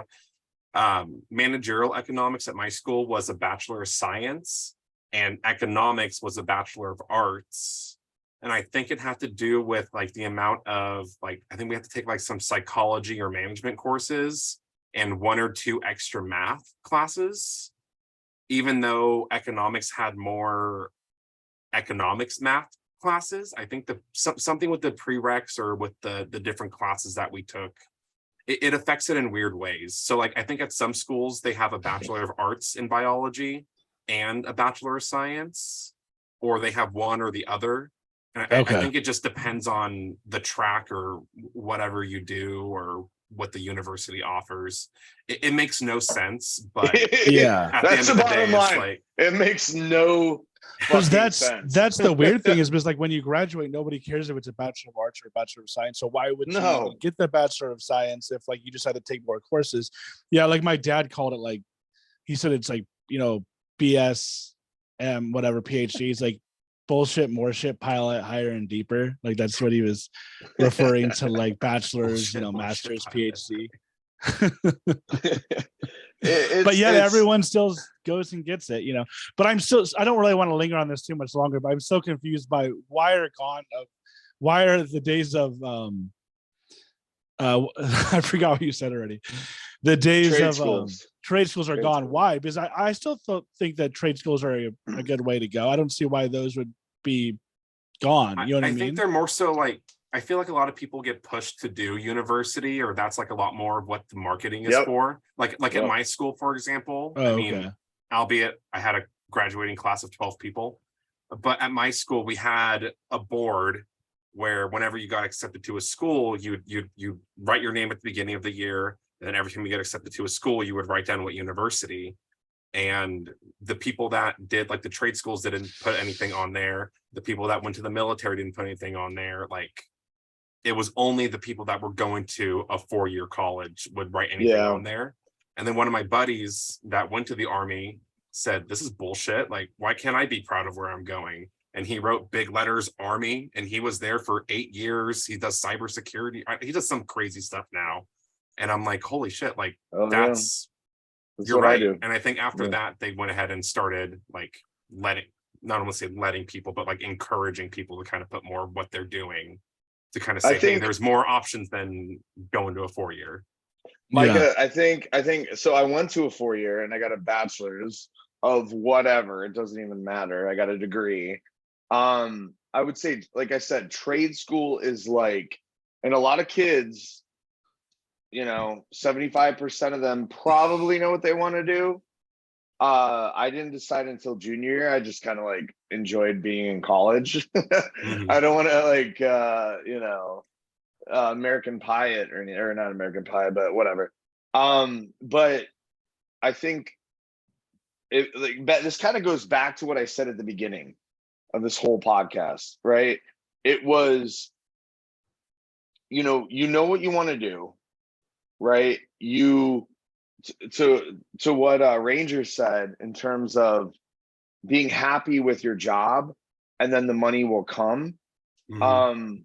It's almost like, to your point, Ranger, it's like people expect you to go to Yale, go to whatever, and then you just do it. And it's not like you're enjoying it. And the people that honestly go to trade school, Micah, they are excited about what they're doing. They're like, I am passionate about this, right? And it should be, I mean, in a lot of cases, it is respected as a 4-year university. It depends where they go or how many classes they take, but it should be acknowledged as such. And those people go on to be incredibly successful. It's not like getting an associate's degree or anything like that. They're getting a bachelor's, but it's like in something specific, and no one's telling them what to do or what career path to take or what to study. They're the ones saying, I want to be, it's not a socialistic society. They're saying, I want to be an engineer in neurology or sorry, in whatever product you make, right? And I think, yeah, I think that's pretty cool, because I can't speak for I can speak for myself. I can't speak for all of you guys, but it takes a lot of balls to say, like, this is what I want to do with my life. And I feel like those universities or whatever are gone. We're so focused on bachelor of everything, Mhm. and we don't address the things that are important, like finance, right? Like Mhm. it should be a prerequisite in my college that I went to, as much as I love North Park and University of Illinois. It should be a prerequisite to take, studies in economics and how to manage your money. And so the beginning of our conversation, that's what's lacking. And I think every American could benefit from that. That's where I think we're least educated, is how to manage our money. That's all I want to say. Yeah, I and agree. that's where Ranger comes in. That's the He plan. tells he tells you how to manage your money, right? So yeah, moving on from that, I'm still a little confused on Jordan's whole, engineering is a trade school thing, because I feel like engineering is an actual 4-year college No, thing. I'm giving engineering as an example in terms of trade schools. But trade school is something more like welding or something, right? Like it's just like a No, 2-year no, program. no, no, no, no. It means you already know what you want to do, and you go to school just for that. Does that make sense? I think you mean it's more like the hands-on, like very special, like specific. This is what I'm doing, like for more like people that know what they're doing in those regards. Like regardless of if it's specifically a trade school or like an educational, like what is it? What are those, like apprenticeships? Like that whole Correct. category. Exactly. Yeah, Yeah. Okay, I'm yeah. It's I think probably it's more so something that category of miscommunication. hands-on, Yeah, specialized. I know It's what I not. want to do learning. It's not miscommunication, Micah. It's the fact that like our country is like, you need to go to Stanford or this or whatever just for the name of it. yeah, Mhm. And it's not so much about your trade, your craft, yeah, and that's what's being lost. That's all I'm saying. yeah. Well, no. I get your Yeah, that makes point. sense. By miscommunication, I think that I just don't really fully. When you say trade school, I think that you literally mean like one of those like 2-year programs at like ITT Tech or whatever. But it doesn't matter. We can move on from that. So moving on to the next question. I think I answered college, unless you have more to say on that, Ranger. Oh no, just cash flow it, save up, don't go into debt for it, as reasonable as possible. Do your Yeah. best. Figure out what you want to do before you spend hundreds of thousands of dollars on it, and then kick ass, make money, do what you love. All that Yeah, kind of stuff. because it's like my parents, and I'm assuming Jordan's parents helped. Well, I'll speak for myself. My parents helped out, but it's like if my parents didn't help me out like at all, and I was just on my own, like I just wouldn't have even gone probably, or looking back, Yeah. because it's like, what, Same. you have to like go to school full time and then like work full time, and then it's like somebody like Jordan. Most of the people I know aren't really using most of the people I know aren't really using their degree. So I have issues with it. I have some serious issues with it. Like you said, it's like, in my opinion, borderline like a grift at this point. You know what I mean? It's just like, Mhm. but anyway, so moving on to the next one. We don't have to linger on any of these too long, just because we've already gone for a while. But like, I'm kind of curious myself on this. I don't know if this is probably something that I'm assuming that you don't, cover anything or go over. But so then, like Instagram, YouTube, even like this podcast, like if I Yeah. came to you and I was like, hey man, like, I get it that I have to work a real job or a 9 to 5 or whatever, but I'm doing this on the side and I enjoy this. I like this. I like talking to you guys. Mhm. How legitimate, I don't know. You probably don't know about these individual, paths or whatever, Yeah. but how legitimate would it be to be like, hey man, I really just want this podcast to work. Let's just say this podcast, just to make it easier, or YouTubing or Instagram, whatever. But this podcast, and I'm going to put effort into it, and I'm just like it would be a business. Do you think that's an okay way to go? It was like, speaking of what Jordan said, like with the passions, it's like, this is what I'm passionate about. Why Mhm. shouldn't I, why shouldn't I be able to do this if I see all these other people do it? That's kind of how I feel about it. So if somebody came to you and said, I really want to do this podcast, what would be your advice to that? I think the biggest or the most applicable piece of advice is kind of fall in love with the process. Like you got to kind of love what you're doing. Like sure you can have, I think it's equally important to have a goal at the end of the day, but it has to be a malleable goal for that kind of stuff. Like even for me with the coaching aspect, like it's still a side thing. I'm not making a killing on it yet. I'm not doing it full time. I'd like to do it full time one day, and I'm working towards that goal, and I'm setting up my own little milestones to get there. But I'm also trying to be realistic in it, in that if I were to quit my job right now, I would probably have to pick up something else to make up for the amount of money that I'm losing. Like it's a slow burn, so you got to kind of be consistent or be as consistent as possible. Like we were kind of talking about earlier, you know, like for Jordan might be make another call, make another pitch for you, like get consistent on a posting schedule, like just kind of keep putting in the reps until it gets to the point that you and those around you know that you're serious, and then jump in. Like there's going to be a point where it's either like kind of like shit or get off the pot, where either I do this full time or it's going to kind of stagnate and not get any bigger. And I don't have advice on when that point hits, but from everything I've seen or read or heard, it's kind of like once you get there, you'll know. And if you, it's I don't know, a leap of faith at that point. So I'd say get consistent, keep putting in the reps, and again, kind of like what we're going on with the college thing, determine if that is something you want to do full time. Because there might get to a point in a couple of years where even I'm like, man, maybe I don't want to do coaching the way I've been doing it, and then I switch to coaching nonprofit leaders, or I shift it that way, or I decide, no, I'm just going to be a badass manager now because I have all this coaching experience. I know how to inspire people.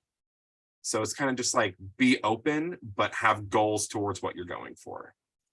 Yeah. And yeah, like people before have told me with some of my other things that I wanted to make money off of or whatever, which didn't work out. But it's like, I think like a lot of people say, oh, well, like don't, people, it's kind of like a common thing for people, especially when you hear, podcasts and stuff, say like, do what you love and don't listen to other people. But I kind of feel like there is some truth to that, because like when I'm doing this podcast, it's like we're not making any money off of it right now.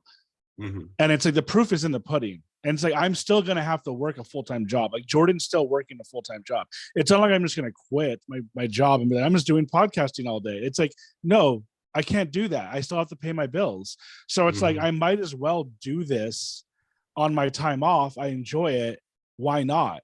But I feel like back to that cultural thing, there is a big thing, especially when you're 17, 18. And I get it. A lot of 17-year-olds want to do stupid shit, but it's like, I don't really think it's good advice to be like, oh, well, you just can't do that. Like you can't do what you want to do. So just get some shitty, boring 9 to 5, because it's like, well, no, that's not the right answer. Like keep trying to do that. And then also go to college. Like just do both. Like, like there's no reason.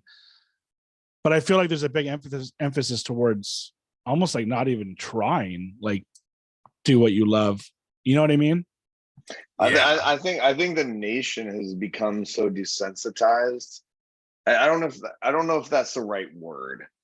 I just think the nation has become so bent against achieving your dreams and things you love to do, to a point where it's like, why are you not doing XYZ? Everyone else is doing XYZ, right? And it's like the hustle culture kind of. Yeah. Like it's confusing, because I think there is a good mixture of you're not going to do it, so why even try? And you're not even trying, so why even want to do it? So it's like a weird dichotomy of that. Like I feel like people know that doing what they want to do is going to be hard. Like they get that, like they understand that.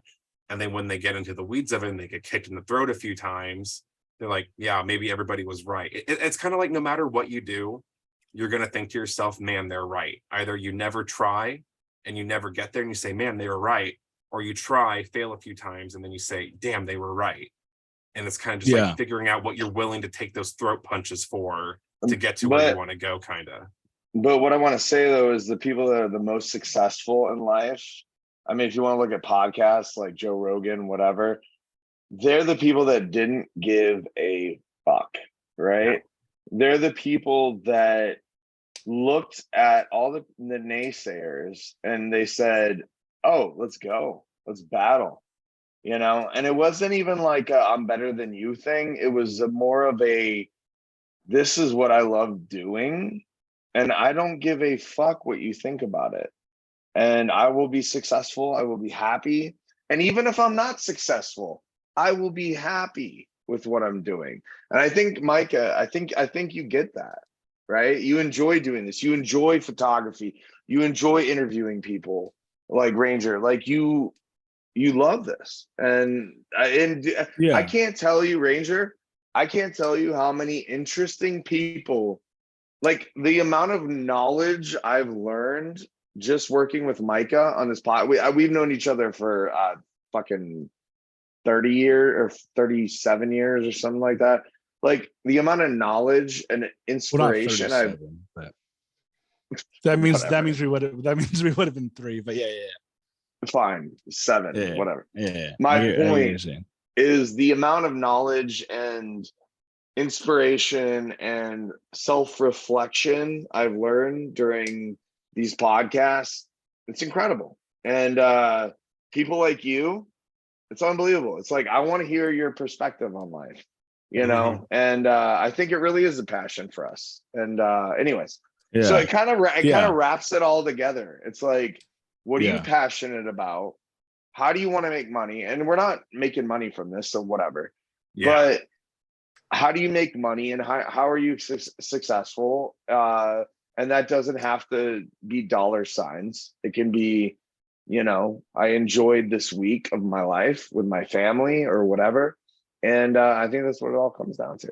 So yeah. And I kind of wish that I would have maybe, I don't know, it's not necessarily all the fault of what people told me, because a lot of this stuff is like really new. This podcast, YouTube, Instagram, it's like literally within the last 10 years, this has all come.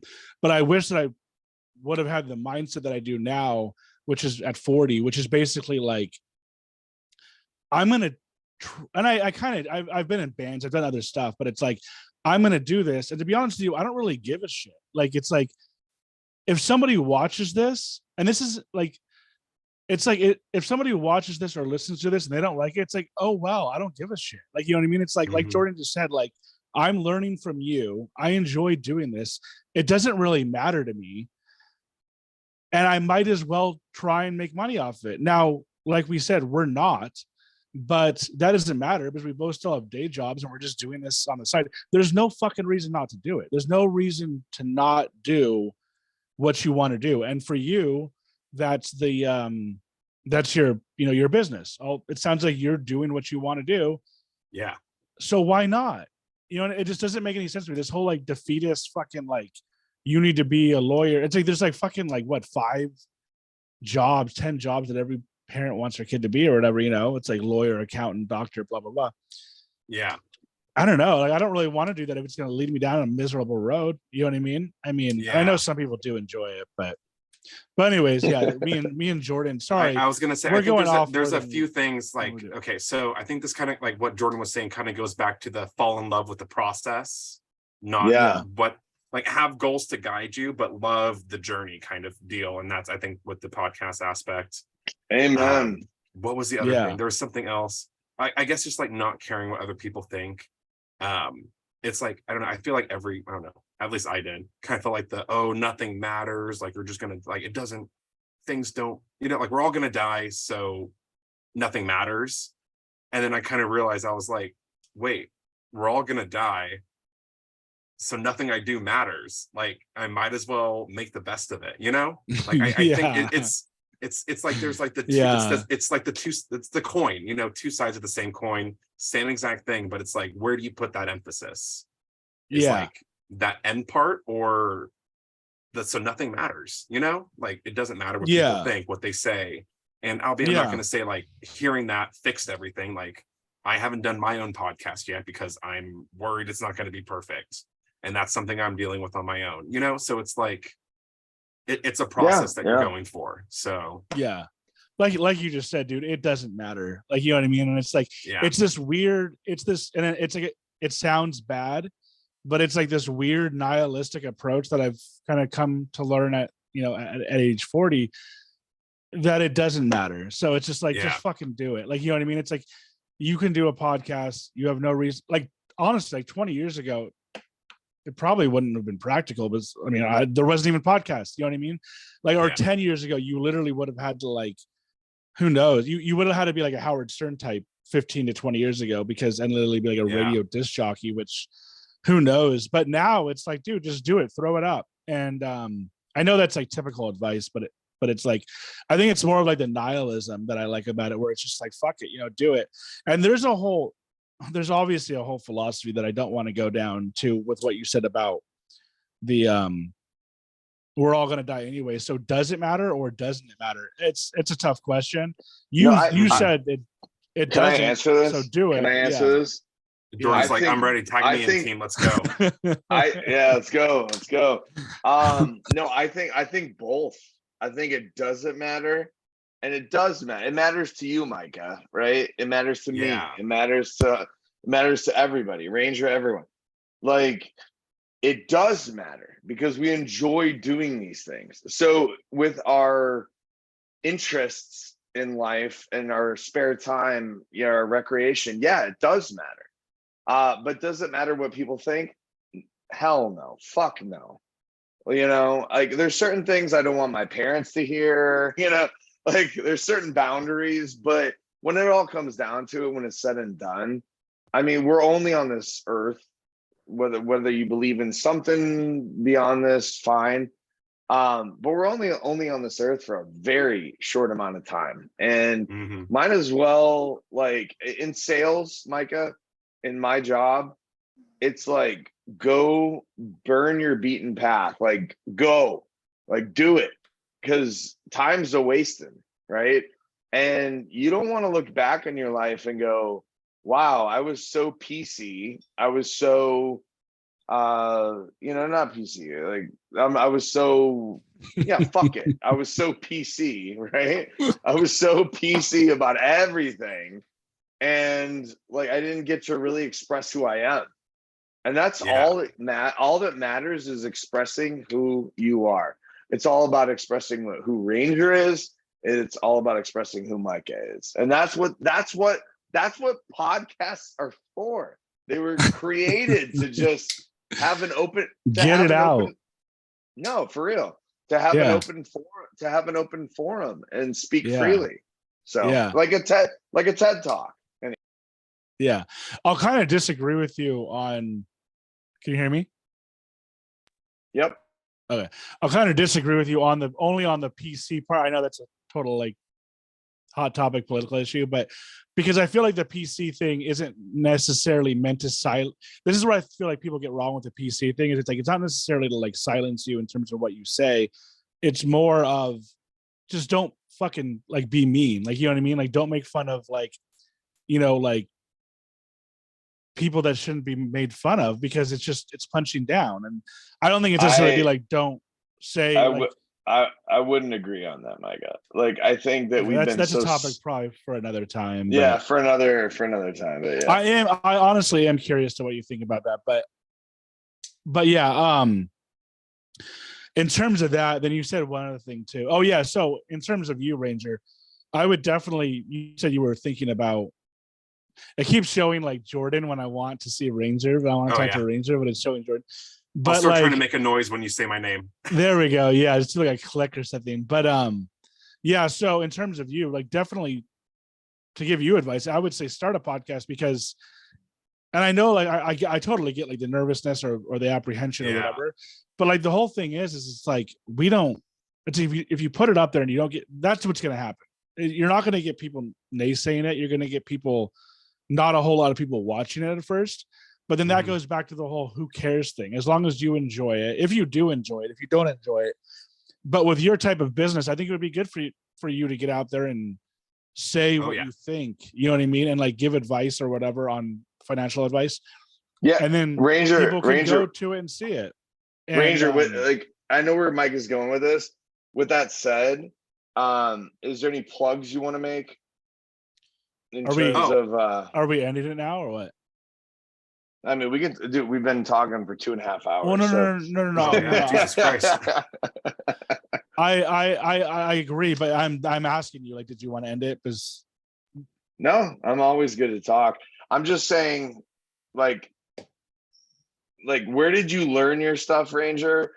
And what can you recommend to our listeners in terms of, places, outlets to start learning and get the experience that you have?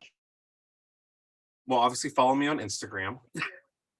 It's just within range Yeah. _coaching. I'm going to start posting a lot more there, trying to get like kind of recycling, showing off that kind of stuff. Everything that I've learned, like kind of condensing down. Like I could say, go watch Dave Ramsey, go watch Graham Stephan, all these other people that are already creating content. But what I really want to do is kind of like take out my favorite nuggets from each one and kind of start like doing my own stuff with that.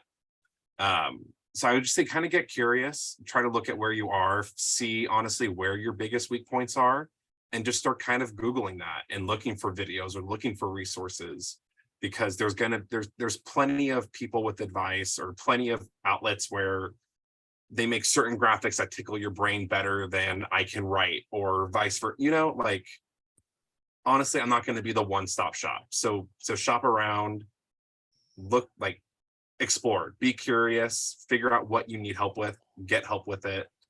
And when you're ready to get coached, hit me up. yeah, you definitely seem like a genuine guy. And I feel like when I asked you about the Gary V thing, I feel like there are a lot of grifters in this kind of area. Like you seem like a legitimate, honest guy who's really trying to help. And not only that, but it's like you have a day job, and so you're doing this, that kind of shows that like you really love to do this after work. But like a lot of these guys, they just come off as like, look at me. And it's like, I think there's the whole thing is, I think there's the whole saying, and I'm not trying to say this, it might come off in a bad way because you're in that industry, but a lot of these guys, or what I've heard from about Gary V types, and there's another guy too on YouTube that I'm forgetting his name right now, but he's another one of these Gary V types. And I don't even have anything against Gary V. He's like just the only name I can think of. But I've heard that like the best way to make money at something is to teach it, not do it. Right. Yeah. And I think you kind of mentioned that earlier with like the side hustles, or like people are like, oh, this is how you do the perfect side hustle. And their side hustle becomes teaching you how to do the side hustle. Yes. Which is very weird. Like, yeah, to watch one of those videos, you're like trying to figure out, like, is this person just like a professional liar or whatever? But my point is that, yeah, like you definitely seem like an honest guy. So, you're somebody that I would go to over somebody who's like all fucking like flashy and like driving like a sports car or whatever. Like, I don't know what you drive, but you know what I mean? Like I drive a 2006 Nissan, and the gas lid was duct taped down for at least 6 months until I got it fixed. Yeah. And I have no plans of getting rid of that baby anytime soon. Hey man, yeah, like back to with me being good with money, I want to keep my car as long as possible. Yeah. I have no intention. But yeah, so I don't know if you guys wanted to wrap things up. I wanted to ask one more question, if that's all right. Yeah. If not, we can wrap it up. And this question honestly could lead into a long thing, but we'll try and keep it short, right? Because I think we all want to go to bed or whatever. But your thoughts on a very serious question here. Your thoughts on like politics, in terms kind of like mixed, I guess you could say financial politics or whatever they call that. Yeah. Today, do you feel like they're because I mean, to be honest with you, this is gonna get real dicey here, but I had a guy who was communist on the podcast, and even though a lot of people here tend to hate communism and it's talked down on, looked as evil, there are a lot of good things to be said about not only communism, but like you said, philanthropy, and just with looking around at all the homeless and everything else. I mean, what I guess the easiest question would be, what would be your advice to just fixing this homelessness and this big divide between the ultra wealthy and the lower class, and then we can end All on right, this. so you I'm don't not have to, going it to be doesn't have to able be to too long. answer that because I am a 25-year-old sitting in front of my MacBook next in my little closet surrounded by animals. I cannot make that call, but I think one of my biggest frustration, okay, I'm the biggest capitalist there is. I believe that capitalism is a value exchange. I provide value, you pay me for it, you provide value, I pay you for it. At the end of the day, that's kind of what it is. And I think it's more so that I'm more, what is it, like mercantile? Like I love, my favorite thing to do is walk around and look at little shops. Like I love that it's like a family, a story, like a lot more of that. And I think the biggest issue is that the world is a lot more of like, it's like corporatism, where it's like, it's run by these big companies, which again, like that is capitalism. And it's like, you won, like, good job, bud. Like Jeff Bezos, great. You're way up here. If I was 1v1ing you right now, I would be getting my ass kicked. Yeah. But I think Good job, that's kind buddy. of the issue is that it's like the big companies are controlling what happens policy wise, and that's screwing up the environment. That's causing these big divides. And at the end of the day, I can't do anything about that, but I can kind of help the individual get better, which in my goal is that I'm kind of like right here. I help this person, I help this person and this person helps these people, like it just branches off.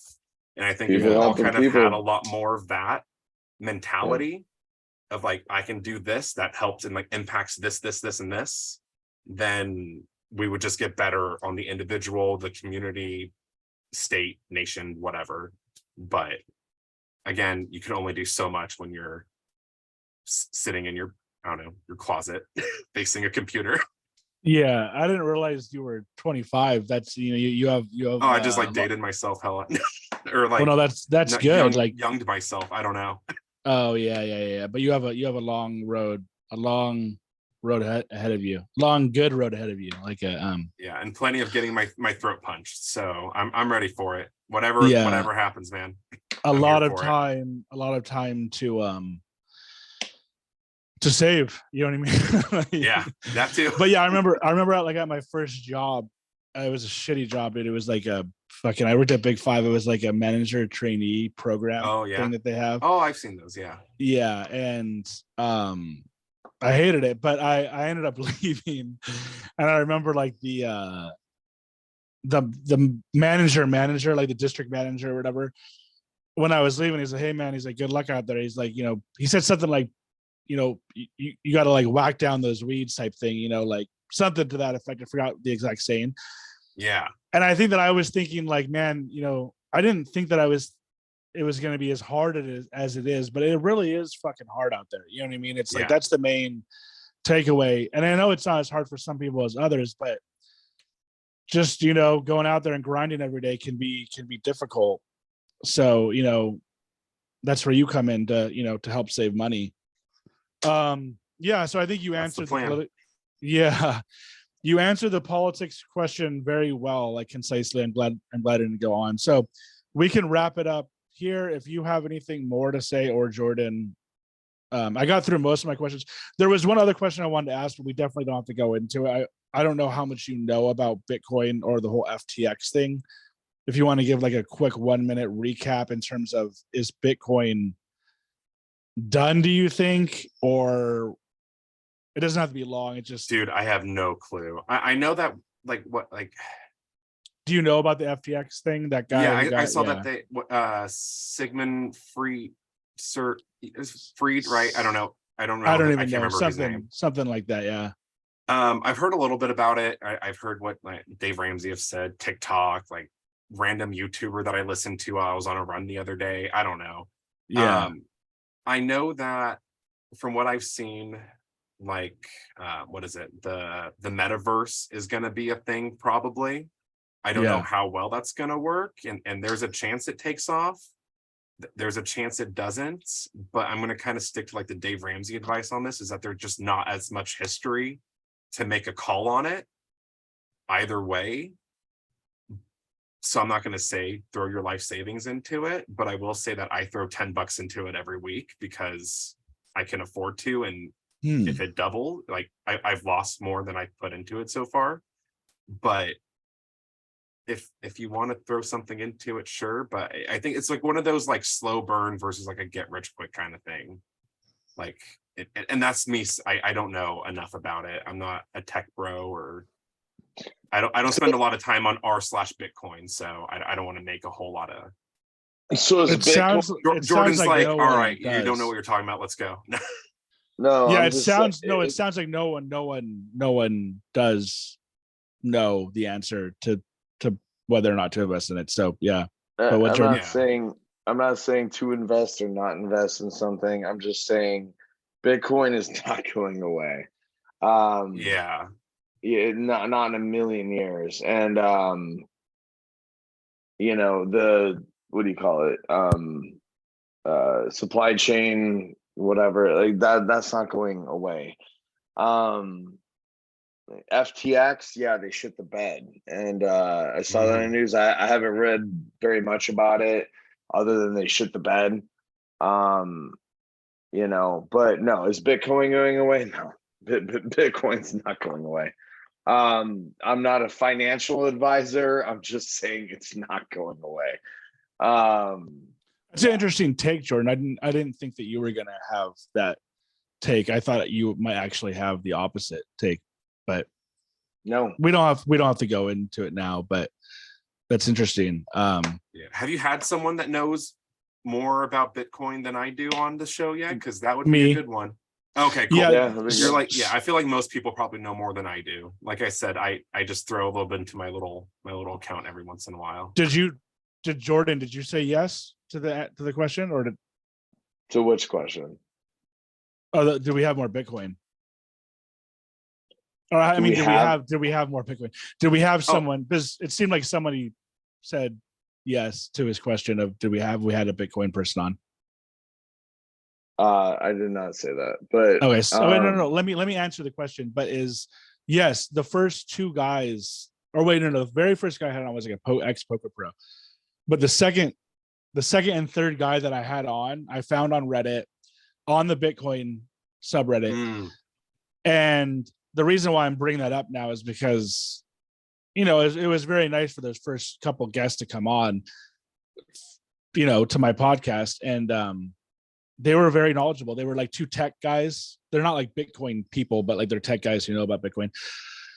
And yeah, that whole world confuses me. And, I'm not, even though you're right, it is a very interesting subject and it's good to have people on about it.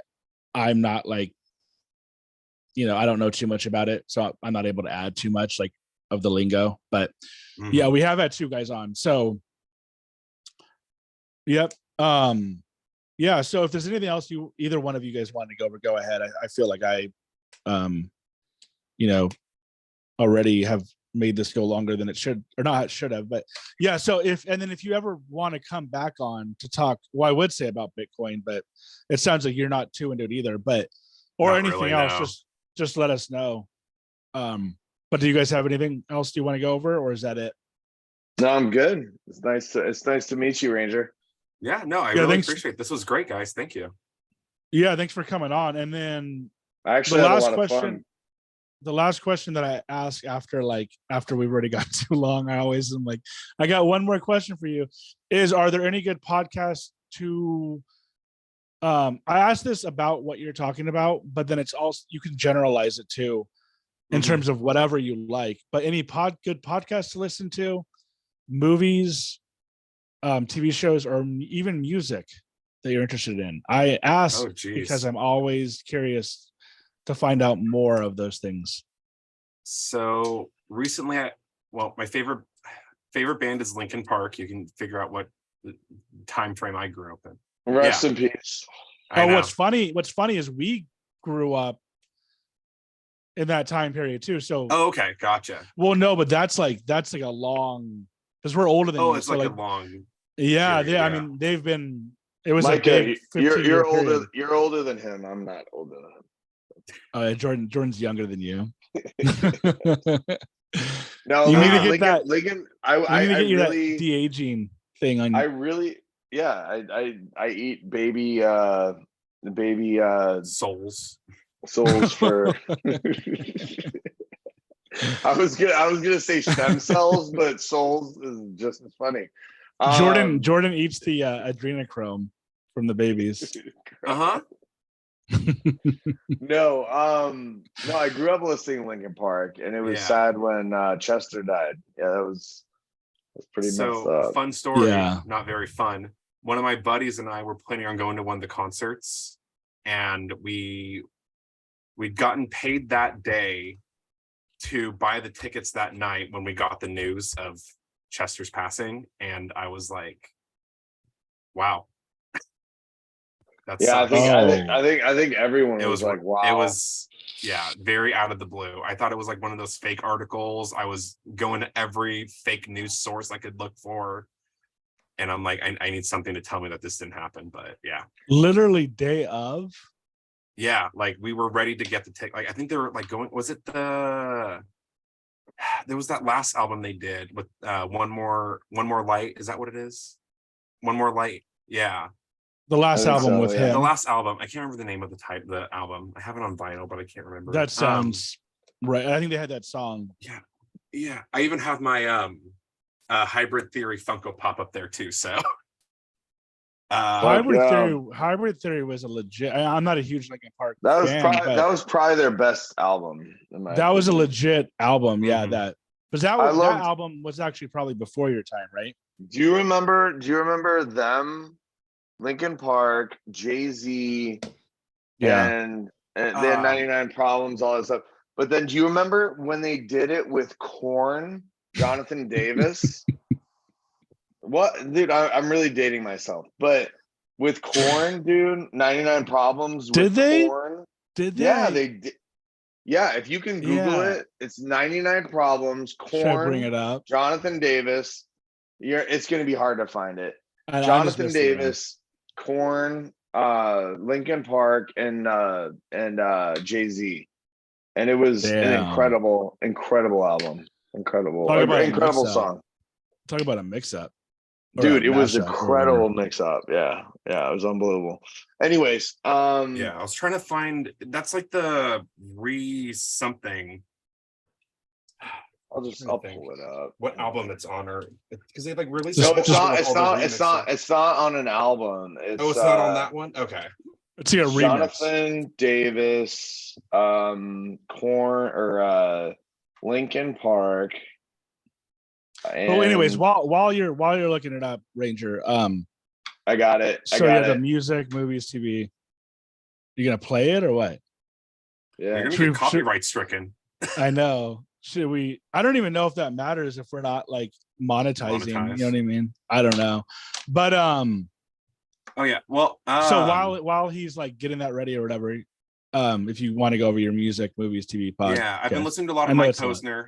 Okay. The Cooler Than Me guy. Oh yeah, for some reason I thought he was the singer of Linkin Park, but no, Mike that's Shinoda is the other singer. Mike Shinoda and Chester Bennington, and then Mike Posner. He did like Cooler Than Me. I Took a Pill in Ibiza. He's actually kind of what inspired my want to walk across the U.S. because he did it in 2019, I think. And when I heard the story, I was like, well, I want to do that. Like, why? That'd be cool shit. And then in one of his stories, he was talking about what made him want to do it. And basically he heard that someone did it and he said, well, I want to do that. So I just thought it was really interesting that like I had like that same reaction to it. So I think ever since I heard that interview, I was like kind of obsessed with his his new music and just like his story and progression of like how he came from like the, Cooler Than Me, 20 something, partying, drugs, whatever. And then now he's kind of like, running, making sprouts and meditating in temples and stuff. Like it's just really interesting, his whole story. Is he doing that now? He's gotten into like meditation and all that. Yeah. So what basically happened was, I think, well, I took it, well, what was it like Cooler Than Me, like that kind of genre. He was kind of like living for other people, and he kind of realized that. His dad passed away, and I think that kind of set him off on needing to find more fulfillment and value in life. Um, I Took a Pill in Ibiza was kind of like him just airing out all those thoughts. It was a pop song, yeah. And then for it, him. and then they remixed it, and it became super popular. And then it kind of like brought him back to it, and it was just like his whole progression, because he ended up walking across the US and then immediately after started training to climb Everest. And he's like doing all these like really cool, crazy things. So it's just like, Jordan needs to try and climb Everest. Yeah, no, Jordan I'll would do it, man. Yeah. No, I'll do Thanksgiving and then I'll climb Everest afterwards. It'll be You fun. train for Get climbing your- mountains get by your climbing protein. mountains, man. No, I don't need to train. I'll just throw up everywhere. You'll die on that mountain. Micah, I sent you the link in the I sent you the link in the chat. So if you Yeah, wanna, like, honestly, I don't know if we should. I mean, I'm fine with playing it, but I'm we saving we that can for later. wrap. what? We can save it. We can save it for later. We can Yeah. definitely play it later. It's just hassling with it right now. I don't know if I want to deal with it, Yeah. But anyways, or we could just play it out. I don't know though. I don't honestly know about the copyright thing. Like I don't know, but so yeah, there was that. Was he kind of like a Oh, yeah. rapper type? Yeah, he was more into kinda like like a Mike rapping, Shinoda. and then Yeah. it was like I think it kind of sounded like a more like spoken word rap kind of. I don't know what kind of genre I would put it in.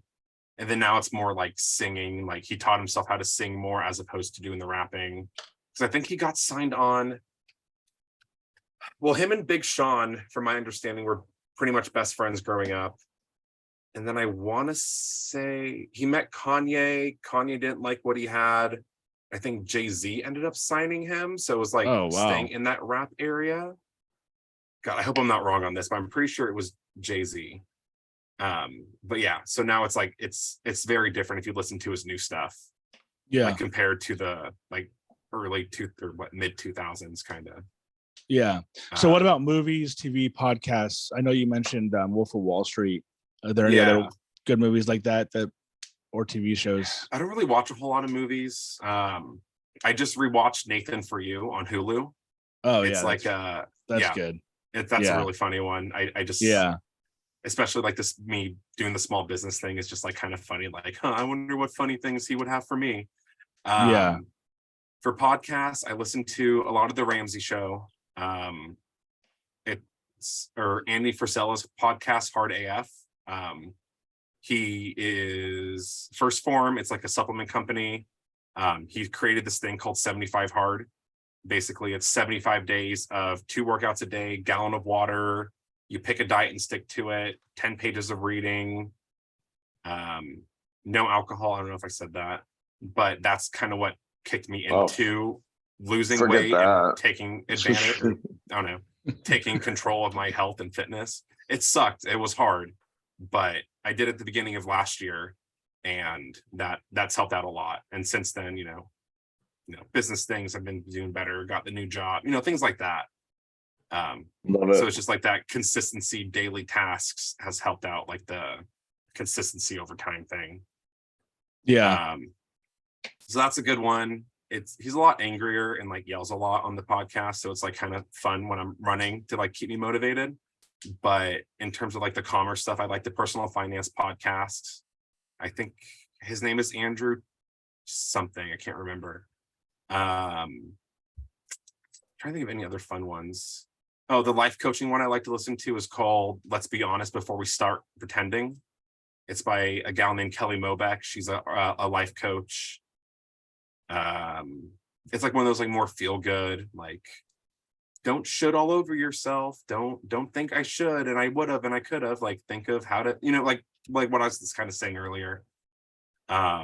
Books. I read Rich Dad Poor Dad.